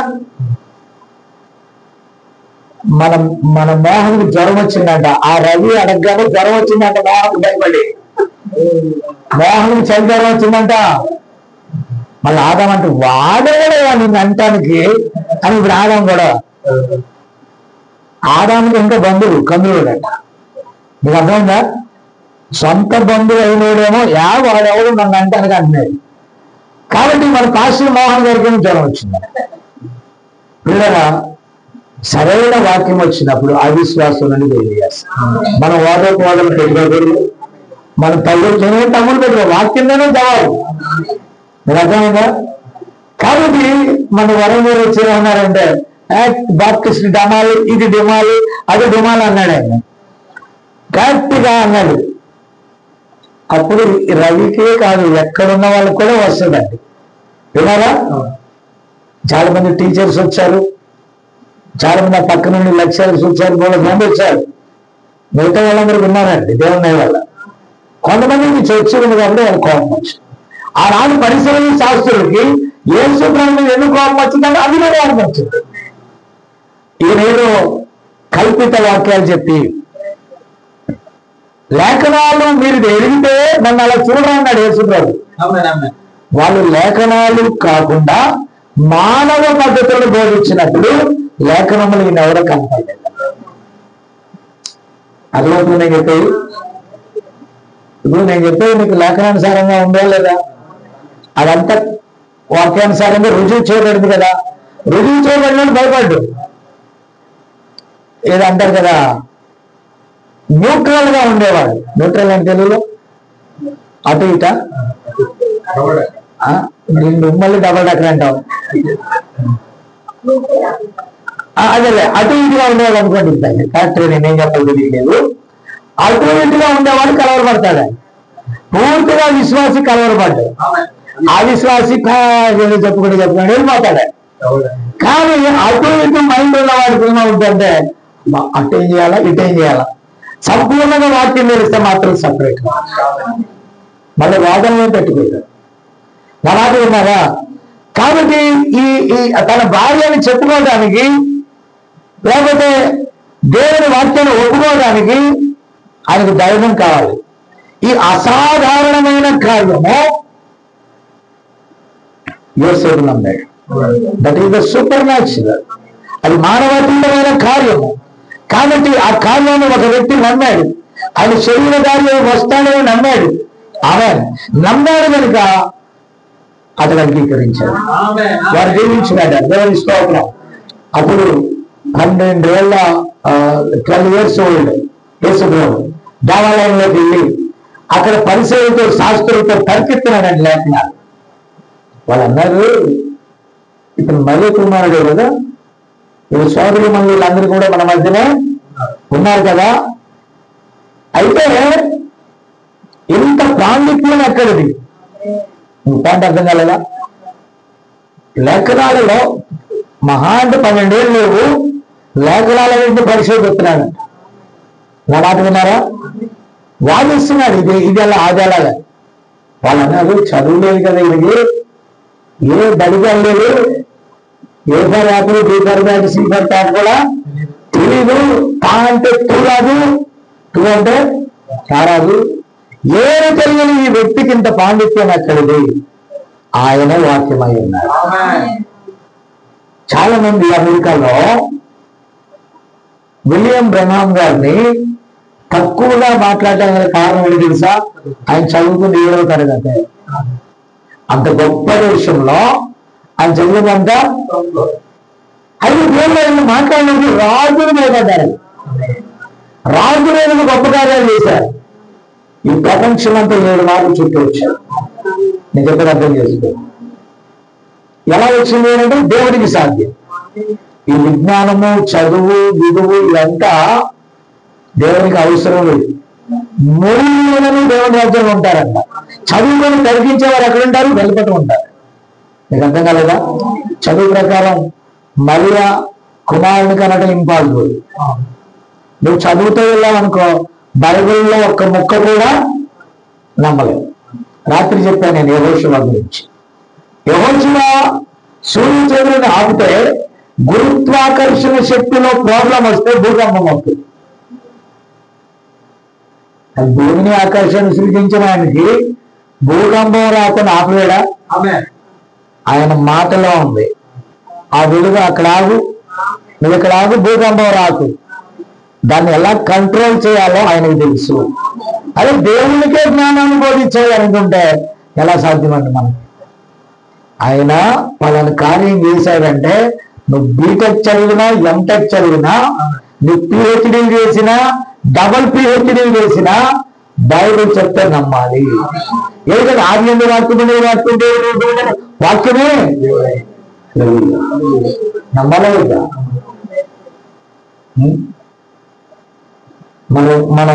మన శరీరాన్ని మనం చూసుకుంటా ఉంటాం. అప్పుడప్పుడు మన లోపల ఏదైనా ఉందని మీకు చూపించామనుకో, దాన్ని ఏమంటారు, స్కానింగ్ చేసి మీ బాడీ స్కానింగ్ మీరే చూపించామనుకో, ఆ గుండె లగల కొట్టుకుంటూ డింగి అంటారు. ఆ కిడ్నీలు రక్తం అంతా ఫిల్టర్ చేస్తా ఉంటే, లివర్ దాని పని చేసుకుంటా ఉంటే, ప్రతి అవయవాలు దాని పనులు చేస్తుంటే డాక్టర్ గారు నిలబడిసి, డాక్టర్ గారు ఎవరంటే నువ్వే అంటే, ఆ లోపల ఏం జరుగుతుందో అనేది నువ్వు చూస్తే మరొక క్షణం కూడా బతకదు. లోపల దాని పని అయ్యి బయట శరీరంలో మాత్రం అనుకుంటున్నాం. ఏంటి లోపల ఏమవుతుందో తెలియదు మనకి. అక్కడ నా మాట విన్నారా? కాబట్టి విన్నారా, మనుషులు అయితే పై విషయాలు చూస్తాడు, కానీ దేవుడు దృశ్యమైనవి కాదు అదృశ్యమైనవి చూసేవాడు. నేనేమై ఉండాలో అని తెలుసు, నువ్వేమై ఉండాలో అని తెలుసు, మనం అందరం ఏమై ఉండాలో అని తెలుసు.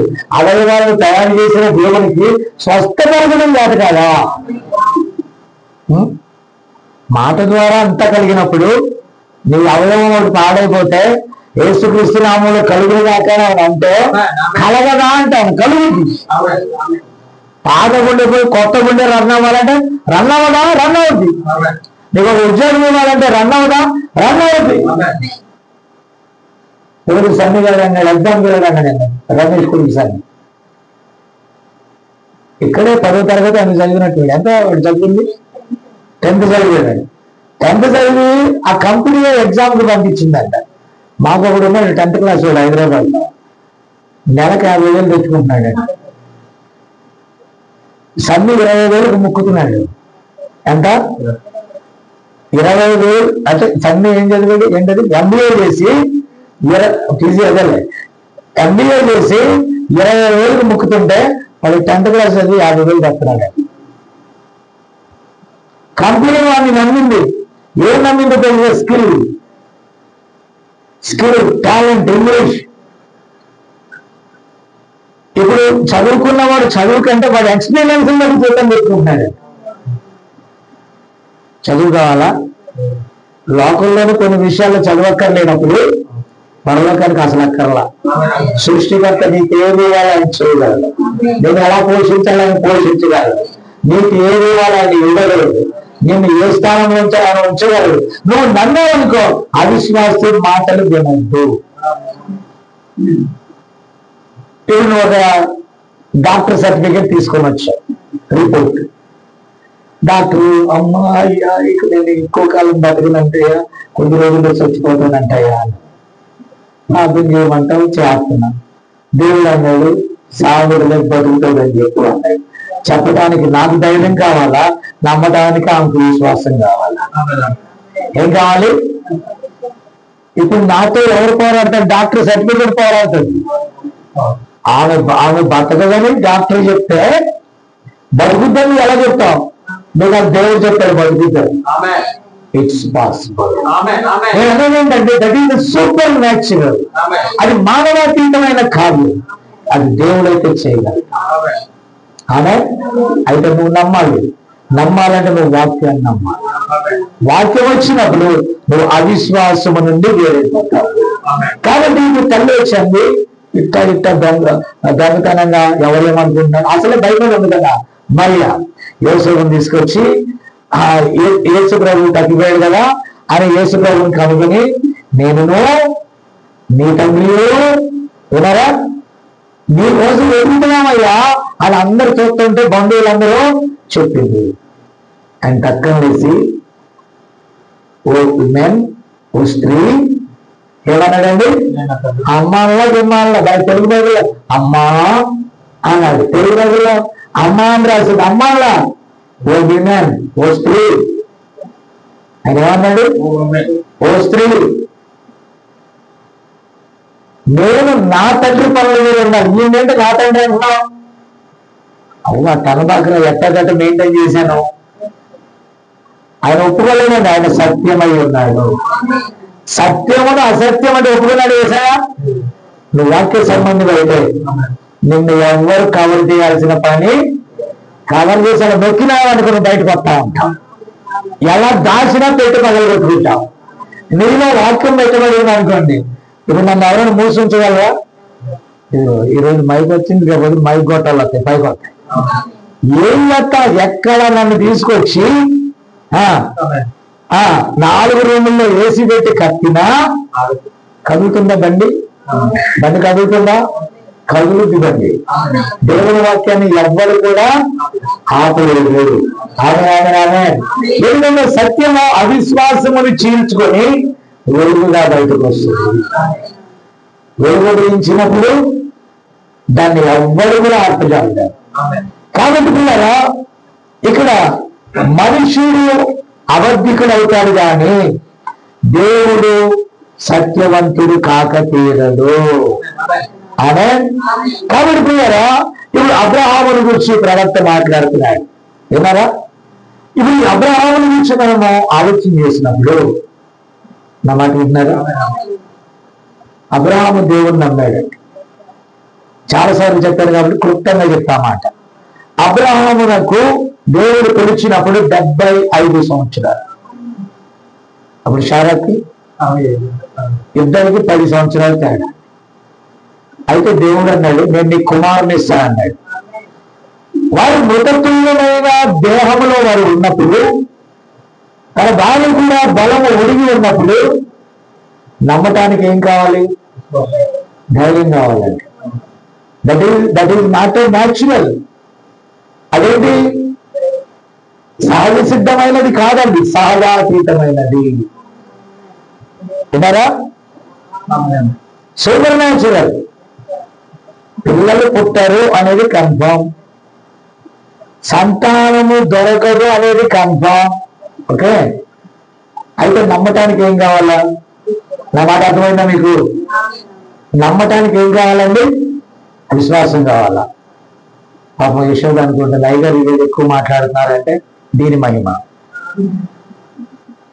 రోజు మామూలు వాయిస్తో నేను మాట్లాడుతూ ఉంటే నాకు డ్రైవ్ అయిపోద్ది, ఎక్కువసేపు మాట్లాడలేదు. కాబట్టి ఈ చిన్న యంత్రం ద్వారా కొంచెం ఎక్కువసేపే మాట్లాడగలం, కానీ మాట్లాడలేదు. విన్నారా? సో ఇక్కడ విషయం ఏంటంటే, అబ్రహాము దేవుని నమ్మటం ఎక్కడ కూడా కాంప్రమైజ్ కాలేదు. చివరి వరకు నమ్మాడండి. 100 సంవత్సరం పూర్తయ్యేదాకా నమ్మాడండి. ఎలోహిముగా ఆయనకు చెప్పిన ఆయనే శరీరధారి అక్కడికి వచ్చాడు. వారింట భోజనం చేశాడు. భోజనం చేసినప్పుడు మీరు దయచేసి గమనించాలి, ఆయన శరీరంలోనే వచ్చాడు. శరీరం భోజనం ఎవరు చేస్తారు? ఎలోహిములు ఆయన చేశాడు. ఆ ఇంట్లో తిన్నాడు, ఆ మాంసాన్ని తిన్నాడు, సమస్తాన్ని తిని ఆనందించి కూర్చున్నాడండి అక్కడ. హల్లెలూయా, దేవుని స్తోత్రం. కూర్చొని వాగ్దానాన్ని సఫలం చేశాడు. వాళ్ళు పొందుకున్నారు ఆ వాగ్దానాన్ని. అయితే 2 దూతలు ఉన్నారు. ఈ 2 దూతలు ఎటువైపు వెళ్ళారు? సొదొమ గొమొర్రా వైపు వెళ్ళారండి. ప్రవక్త ఏమన్నాడంటే, ఈ లోటు ఎలాంటి వాడంటే పెన్ని లాంటి వాడంటే. పెన్ని అంటే ఏమని చెప్పచ్చు? రూపాయికి నాణ్యం లాంటి వాడు. 100 రూపాయలు అంటే ఎంత? 100 అంటే ఎంత? ఎన్ని రూపాయలు కలిపితే 100 అవుతాయి? పదా? 100 రూపాయలు 100 అవుతుంది అండి. ఇదేంటిది? 10 రూపాయలు 100. 10 10 100. ఓకేనా? 100 రూపాయలు రూపాయి ఉంటుంది, 100 రూపాయలు 5 రూపాయలు ఉంటాయి, 100 రూపాయలు 10 రూపాయలు కూడా ఉంటాయి, 100 రూపాయలు 50 అంటే 50 ఉంటాయి. అన్ని కలిపితే 100. అయితే ఇవన్నీ లేకపోతే 100 కాదంట. ఇప్పుడు అబ్రహాము ఒరిజినల్ నోటు అర్థమైందా? ఇప్పుడు నోటు పెళ్లి లాంటివాడు, చిన్న కాయిన్ లాంటివాడు. ఇప్పుడు దేవుడు నోటుని ఎంతవరకు వాడుకున్నాడంటే ఆ రూపాయి ఖర్చు అయ్యేలాగా వాడుకున్నాడు. ఎంత? రూపాయి ఖర్చు అయ్యేలాగా మాట్లాడరేంటండి. ఇప్పుడు అతని విశ్వాసం ఎంతవరకు? అబ్రహాముతో కలిసి రూపాయి దాకా. ఆ రూపాయి అయిపోగానే నాగిపోయాడు. అతని విశ్వాసం రూపాయి అంత విశ్వాసం ఏమైంది? కానీ అబ్రహాం డైమండ్ కాబట్టి లాస్ట్ వరకు అదే టేక్ మీద ఉన్నాడు. ఒకటి రాగి ఉంటుంది, వెండి ఉంటుంది, బంగారం ఉంటుంది. దేని వాల్యూ దానికి ఉంటాయండి. ఒకటి వచ్చి అన్ని కలిసి ఉంటాయా? కలిసి ఉంటాయా? ఉండలేదు. అన్ని కలిపితే 100. మీకు అర్థం కాల? అన్ని కలిపితే 100, కానీ అన్ని కలిసి ఉంటాయా? వేరువేరుగా ఉంటాయి. కానీ దేని రూపాయి ఖర్చు అవుతాయని 99. మీకు అర్థమైందా? కాబట్టి దేవుడు అన్నిటినీ కలుగుతాడు కానీ ఒరిజినల్ దాన్ని బయటకు తీసుకుంటాడు. ఫ్లూట్ వాయించేవాడు ఫ్లూట్ పనికి వాడతాడు. ఫ్లూట్ అయిపోగానే వాడి విశ్వాసం అయిపోద్దంట. ఇప్పుడు సన్నీ విశ్వాసం ఎంత దాకండి తీసేదాకా ఉంటుంది. ఇది అయిపోగానే తన విశ్వాసాన్ని డ్రాప్ చేసి మళ్ళీ బయటకు వెళ్ళిపోయి ఏం చిన్నారా అన్నం తిన్నావా లేదు ఏం కూర అంటాడు. నా మాట విన్నారా? అంటే నేను తప్పకుండా ఉండాలి, ఇది ఒరిజినల్ నోట్. ఇప్పుడు మళ్ళీ దీనికి ఉండాలి, సాయంకాలం ఇంకో దానికి ఉండాలి, రేపు ఇంకో దానికి ఉండాలి. దేవుడు ఒక వ్యక్తిని ఎలా వాడుకుంటాడు అలాగే వాడుకుంటాడు. అంటే ఏమని చెప్పొచ్చండి, చిల్లర్ని చిల్లరగా వాడతాడు, నోట్ని నోటుగా వాడతాడు. కాబట్టి ఆయన ఉద్దేశం ఏంటంటే అబ్రహాము కావాలా, కానీ లోతు వస్త అన్నాడు. మీకు అర్థమైందా? మనం ఒళ్ళు వచ్చిన వాళ్ళందరూ లోతు లాంటి వాళ్ళే. లోతు విశ్వాసం కూడా ఎంతమంది ఆగిపోయారు మీకు అర్థం కాల. మనం బాప్టిస్టో పెంటెకోస్టో ఫెలోషిప్ ఎక్కడో బయలుదేరామండి. అది చిల్లర అనుకున్నాం, ఒరిజినల్ కాడికి బయలుదేరాం. ఇప్పుడు ఒరిజినల్ వెతికేవాడు వెతుకుతానే ఉంటాడు, కానీ చిల్లర వెతికే మనిషి అంత దూరం ఉందో లేదో మనకి తెలీదు.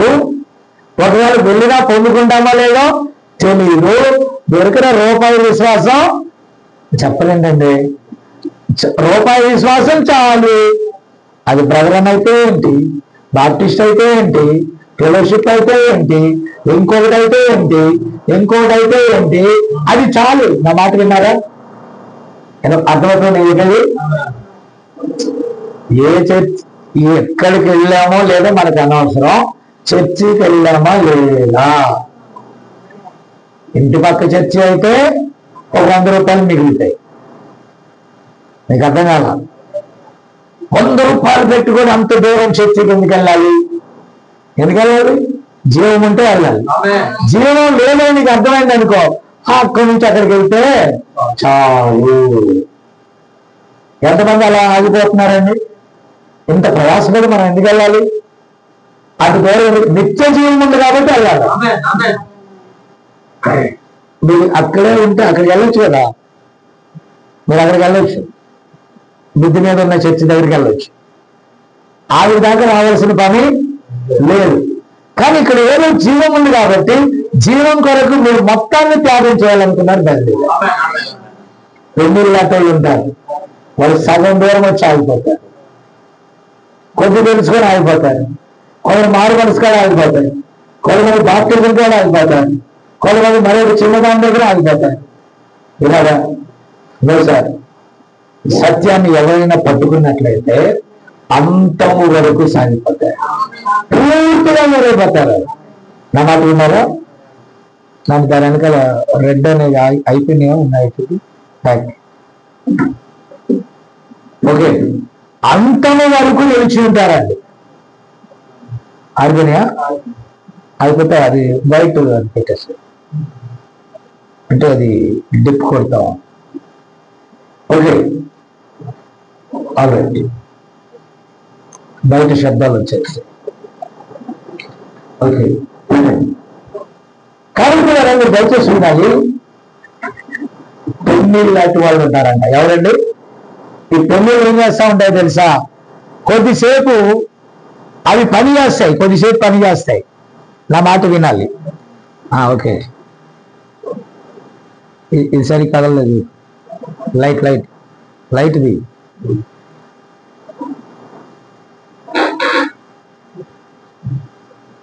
ఓకే, అవుతుందా? అది లైట్ పెట్టేసి.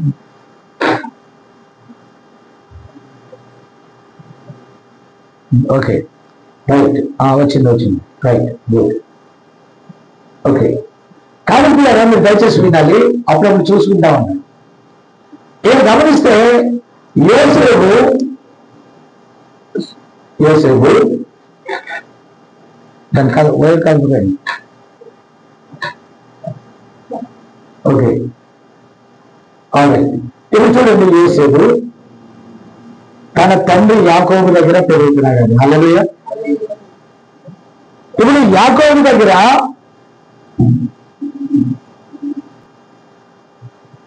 మిగతా సోదరుల కంటే ఆమె విన్నారా, మిగతా సోదరుల కంటే భిన్నముగా కనబడుతున్నాడు. ఆమె వస్తుందా, కట్ అయిందా? ఓకే. కాబట్టి ద్వారా పద్ధతి సరిపోతుంది, ఏదో అయింది. ఓకే. కాబట్టి మిగతా సోదరుల కంటే అతడు భిన్నముగా పెంచబడుతున్నాడు అక్కడ. హల్లెలూయా. ఇప్పుడు భిన్నముగా పెంచబడినప్పుడు ఆమె అక్కడ లైట్ వెలగాలి. అక్కడ లైట్ వెలిగితే అది పవర్ వచ్చినట్టు. వచ్చిందా పవర్? ఓకే. కాబట్టి అది భిన్నముగా పెంచబడినప్పుడు సోదరులకు ఏమొచ్చిందో తెలుసా? కోపం వచ్చిందండి. నా మాట విన్నారా? తోటి సోదరులకు ఎందుకు కోపం వచ్చింది? ఇతడిలో ఏదో విలువైనది ఉన్నది. విలువైనది ఉందా లేదా? అందులో ఉందా? ఆ విలువైన దానిని బట్టి మిగతా సోదరుల కంటే ప్రత్యేకంగా ఉన్నాడు. నా మాట అర్థం చేసుకున్నారా? మిగతా వారి కంటే ప్రత్యేకంగా ఉన్నాడు. హల్లెలూయా. ఎందుకు మిగతా వారి కంటే ప్రత్యేకంగా ఉన్నాడంటే సంథింగ్ సంథింగ్ సంథింగ్ ఆ దేవుని యొక్క జీవాన్ని బట్టి. హల్లెలూయా. అన్నదమ్ములే అసూయతో నెట్టేశారు. ఏమని నెట్టేశారంటే ఇతని కళలు ఏమవుతాయో, ఇతని దర్శనాలు ఏమవుతాయో, అమ్మా నాన్న ఇతనికి నమస్కారం చేయాలా, అంత ఉందా, ఇప్పుడు ఇతని కళలు ఏమవుతాయో అని ఏం చేశారు వాళ్ళందరూ? వేరు చేసి అమ్మేశారు. అమ్మేసిన తన స్థానానికి వచ్చాడా లేదా? ఇక్కడ అవిశ్వాసం ఆయన నెట్టేసింది, యేసుక్రీస్తుని నెట్టేసింది. ఈ దెయ్యములన్నీ కూడా ఆయన వేరుగా పెట్టాయి. అయితే ఆయన సత్యము కనుక ఆయన మరలా రాజుగా వచ్చి కూర్చున్నాడు. ఆ కళలన్నీ నెరవేరేవా లేదా? అదే నిష్కారణంగా సోదరుణ్ణి వినారా? నిష్కారణంగా సోదరుణ్ణి నానా విధాలుగా వారు శ్రమ పెట్టారు. అదే అయితే ఎన్ని శ్రమలు పెట్టినప్పటికీ ఎన్నో విషయాలు ఉన్నాయి. నేను దాట వేసుకుంటూ వెళ్తున్నాను సమయాన్ని బట్టి. ఇంకొక 2 నిమిషాలు అయిపోద్ది.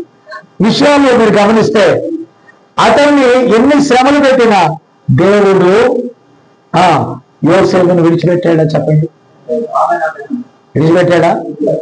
దేవుడు వాగ్దానాన్ని గురించి ఆపాడా? నా మాట విన్నారా? ఆయన ఆపడే ఉంది. నా మాట గమనించాలి. హల్లెలూయా. ఆపలేదు. దేవుని బిడ్డలారా, నీ ఎడల దేవునికి ఒక ఉద్దేశం ఉంటే అవిశ్వాసులతో ఉండలేదు. వారు నిన్ను ద్వేషిస్తారు. వారు నీ సత్యాన్ని అంగీకరించి నీలో ఉన్న జీవాన్ని అంగీకరించరు. అంగీకరించుకుని వాళ్ళు ఏం చేస్తారు తెలుసా? నిన్ను నెట్టేస్తారు. నెట్టినా నిన్ను పిలిచిన దేవుడు నిన్ను విడువడు. ఒక దినాన నిన్ను ఆ స్థానంలో పెడతాడు. ఇది నీకు వాగ్దానం ఉందనుకో, వాగ్దానం అమ్మడు కదలాలి. నువ్వు కదలాలి, దాన్ని పొందుకుంటావు. హల్లెలూయా. కాబట్టి కూడా ఈరోజు మనకున్న పెద్ద సమస్య ఏంటంటే దేవుని కార్యాలను నమ్మలేకపోవటం. నమ్మంటున్నారు. మోషే ఉన్నాడు, ఐగుప్తు నుంచి ప్రత్యేకించబడ్డాడు.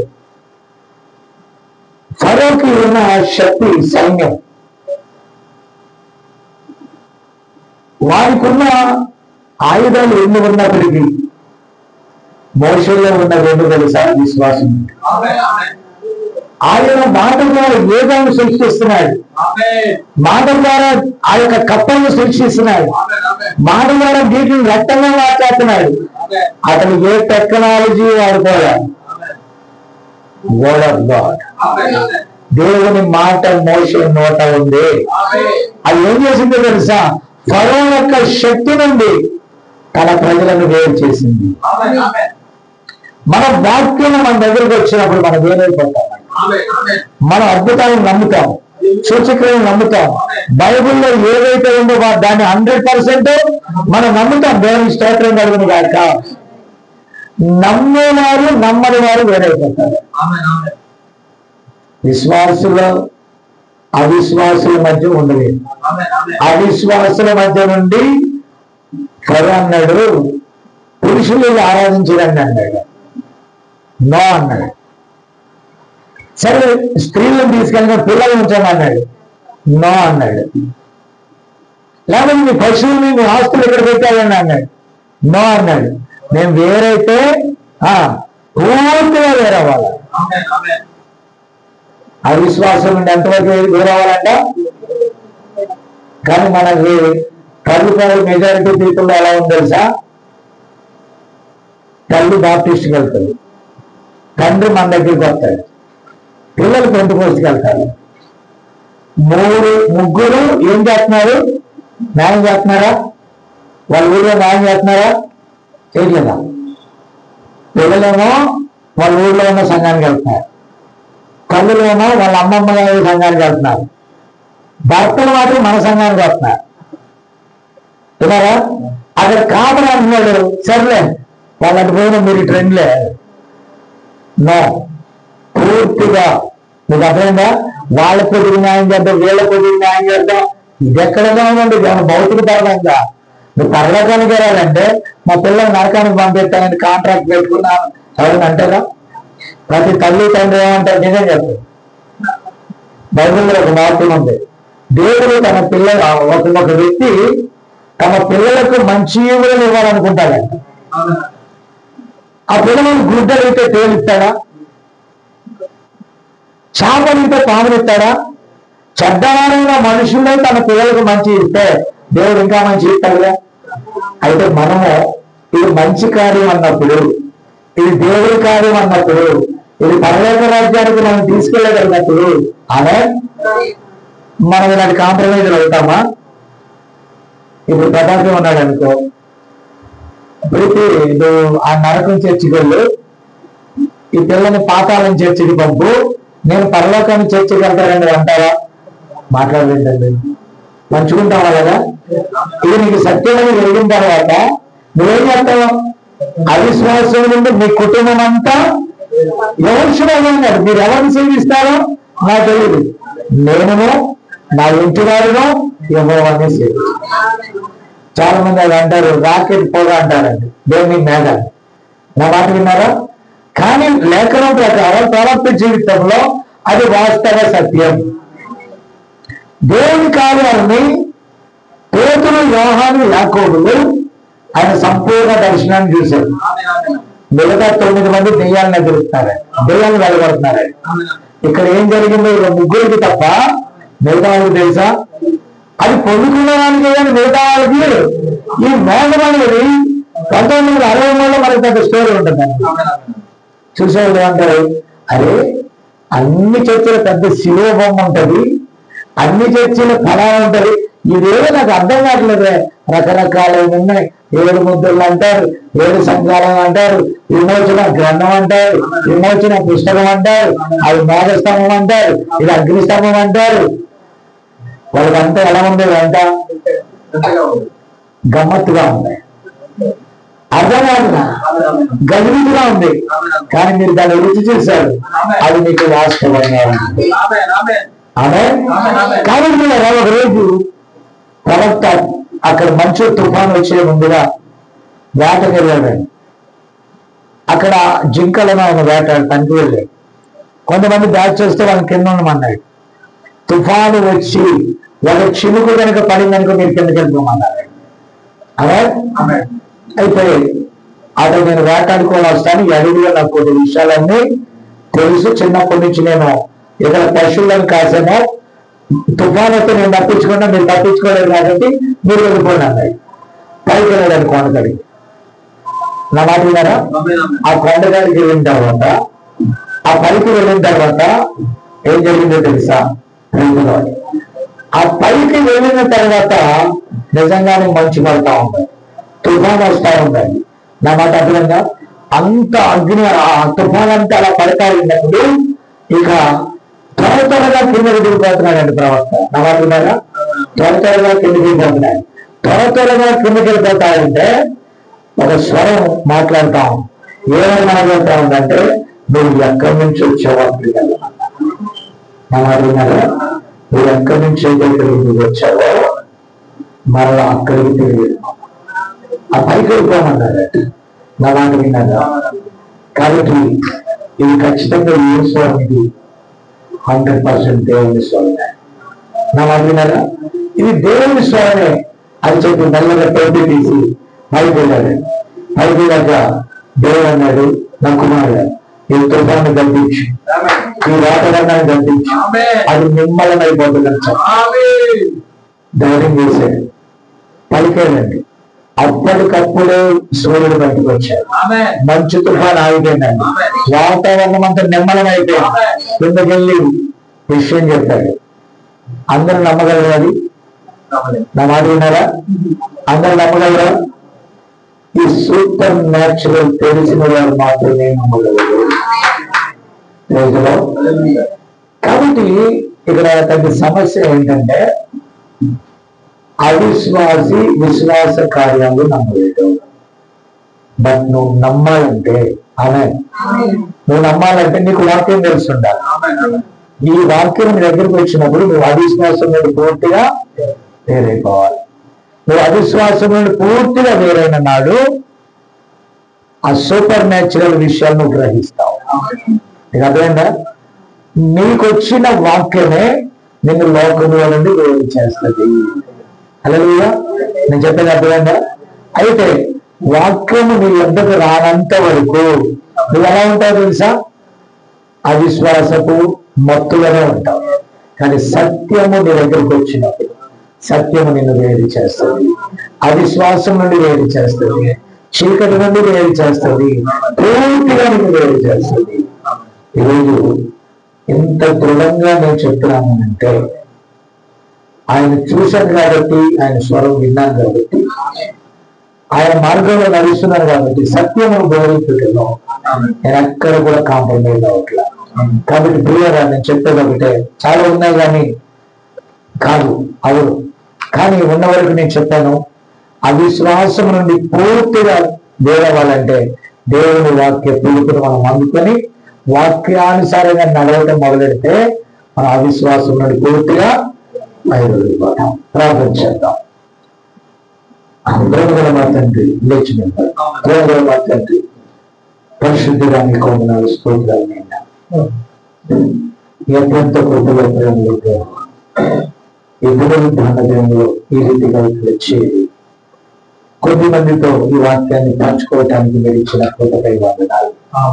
అపవాదిని వారి తంత్రములను వైపరచండి నాయన. ప్రభా, అవిశ్వాసము గోటిది, అవిశ్వాసం మరణం. ప్రభా, అవిశ్వాసము నుండి మమ్మల్ని పూర్తిగా వేరు చేసేది నీ వాక్యం. వాక్యం ఎక్కడైతే వచ్చిందో, సత్యం ఎక్కడైతే వచ్చిందో, సత్యము స్వతంత్రులుగా చేస్తుంది. ఆ సత్యం అవిశ్వాసం మమ్మల్ని వేరుపరుస్తుంది. ఈ చిన్న పరిచయం దీవించండి. ఈ పట్టణంలోనైనా ఈ కోటి మందిగా ఉన్నటువంటి ఈ వధువును మీరు దీవించండి. చిత్తమైతే మీకు అనుకూలమైతే స్వేచ్ఛగా మేము ఆరాధించు స్థలంలో వెళ్ళి వరకు ఈ భద్రతాన్ని కావడాలు దాచి మధ్యకు నడిపించబడిన దానిని బట్టి చేరువ చెందినందరూ బట్టి నీకే వండుతాను. సమస్తములో నీకే మహిమ, నీకే ఘనత, నీకే ప్రభావాలనైనా వచ్చిన పిల్లల బలహీనలు ఉంటే, వ్యాధిగ్రస్తులు ఉంటే, అనారోగ్యంతో ఉంటే మీరు ముట్టి స్వస్థపరచండి. ఆర్థిక అవసరాలు అక్కర్లు తీర్చండి. అలాగే ప్రభావ రేపు సాయంకాలం ఆయన జరిగే పూడికలతో మీరు ఉండండి. ఈ సమయం ఇంతవరకు మీరు మాకు తోడు నడిపించినందుకు వందనాలు చెల్లిస్తాం. మరి మా గంట ప్రభావాలు నీకే ఆరోపిస్తూ యేసుక్రీస్తు నామములో అడుగుచున్నాము. ఆమేన్. ఆమేన్. God bless you. వందనాలు.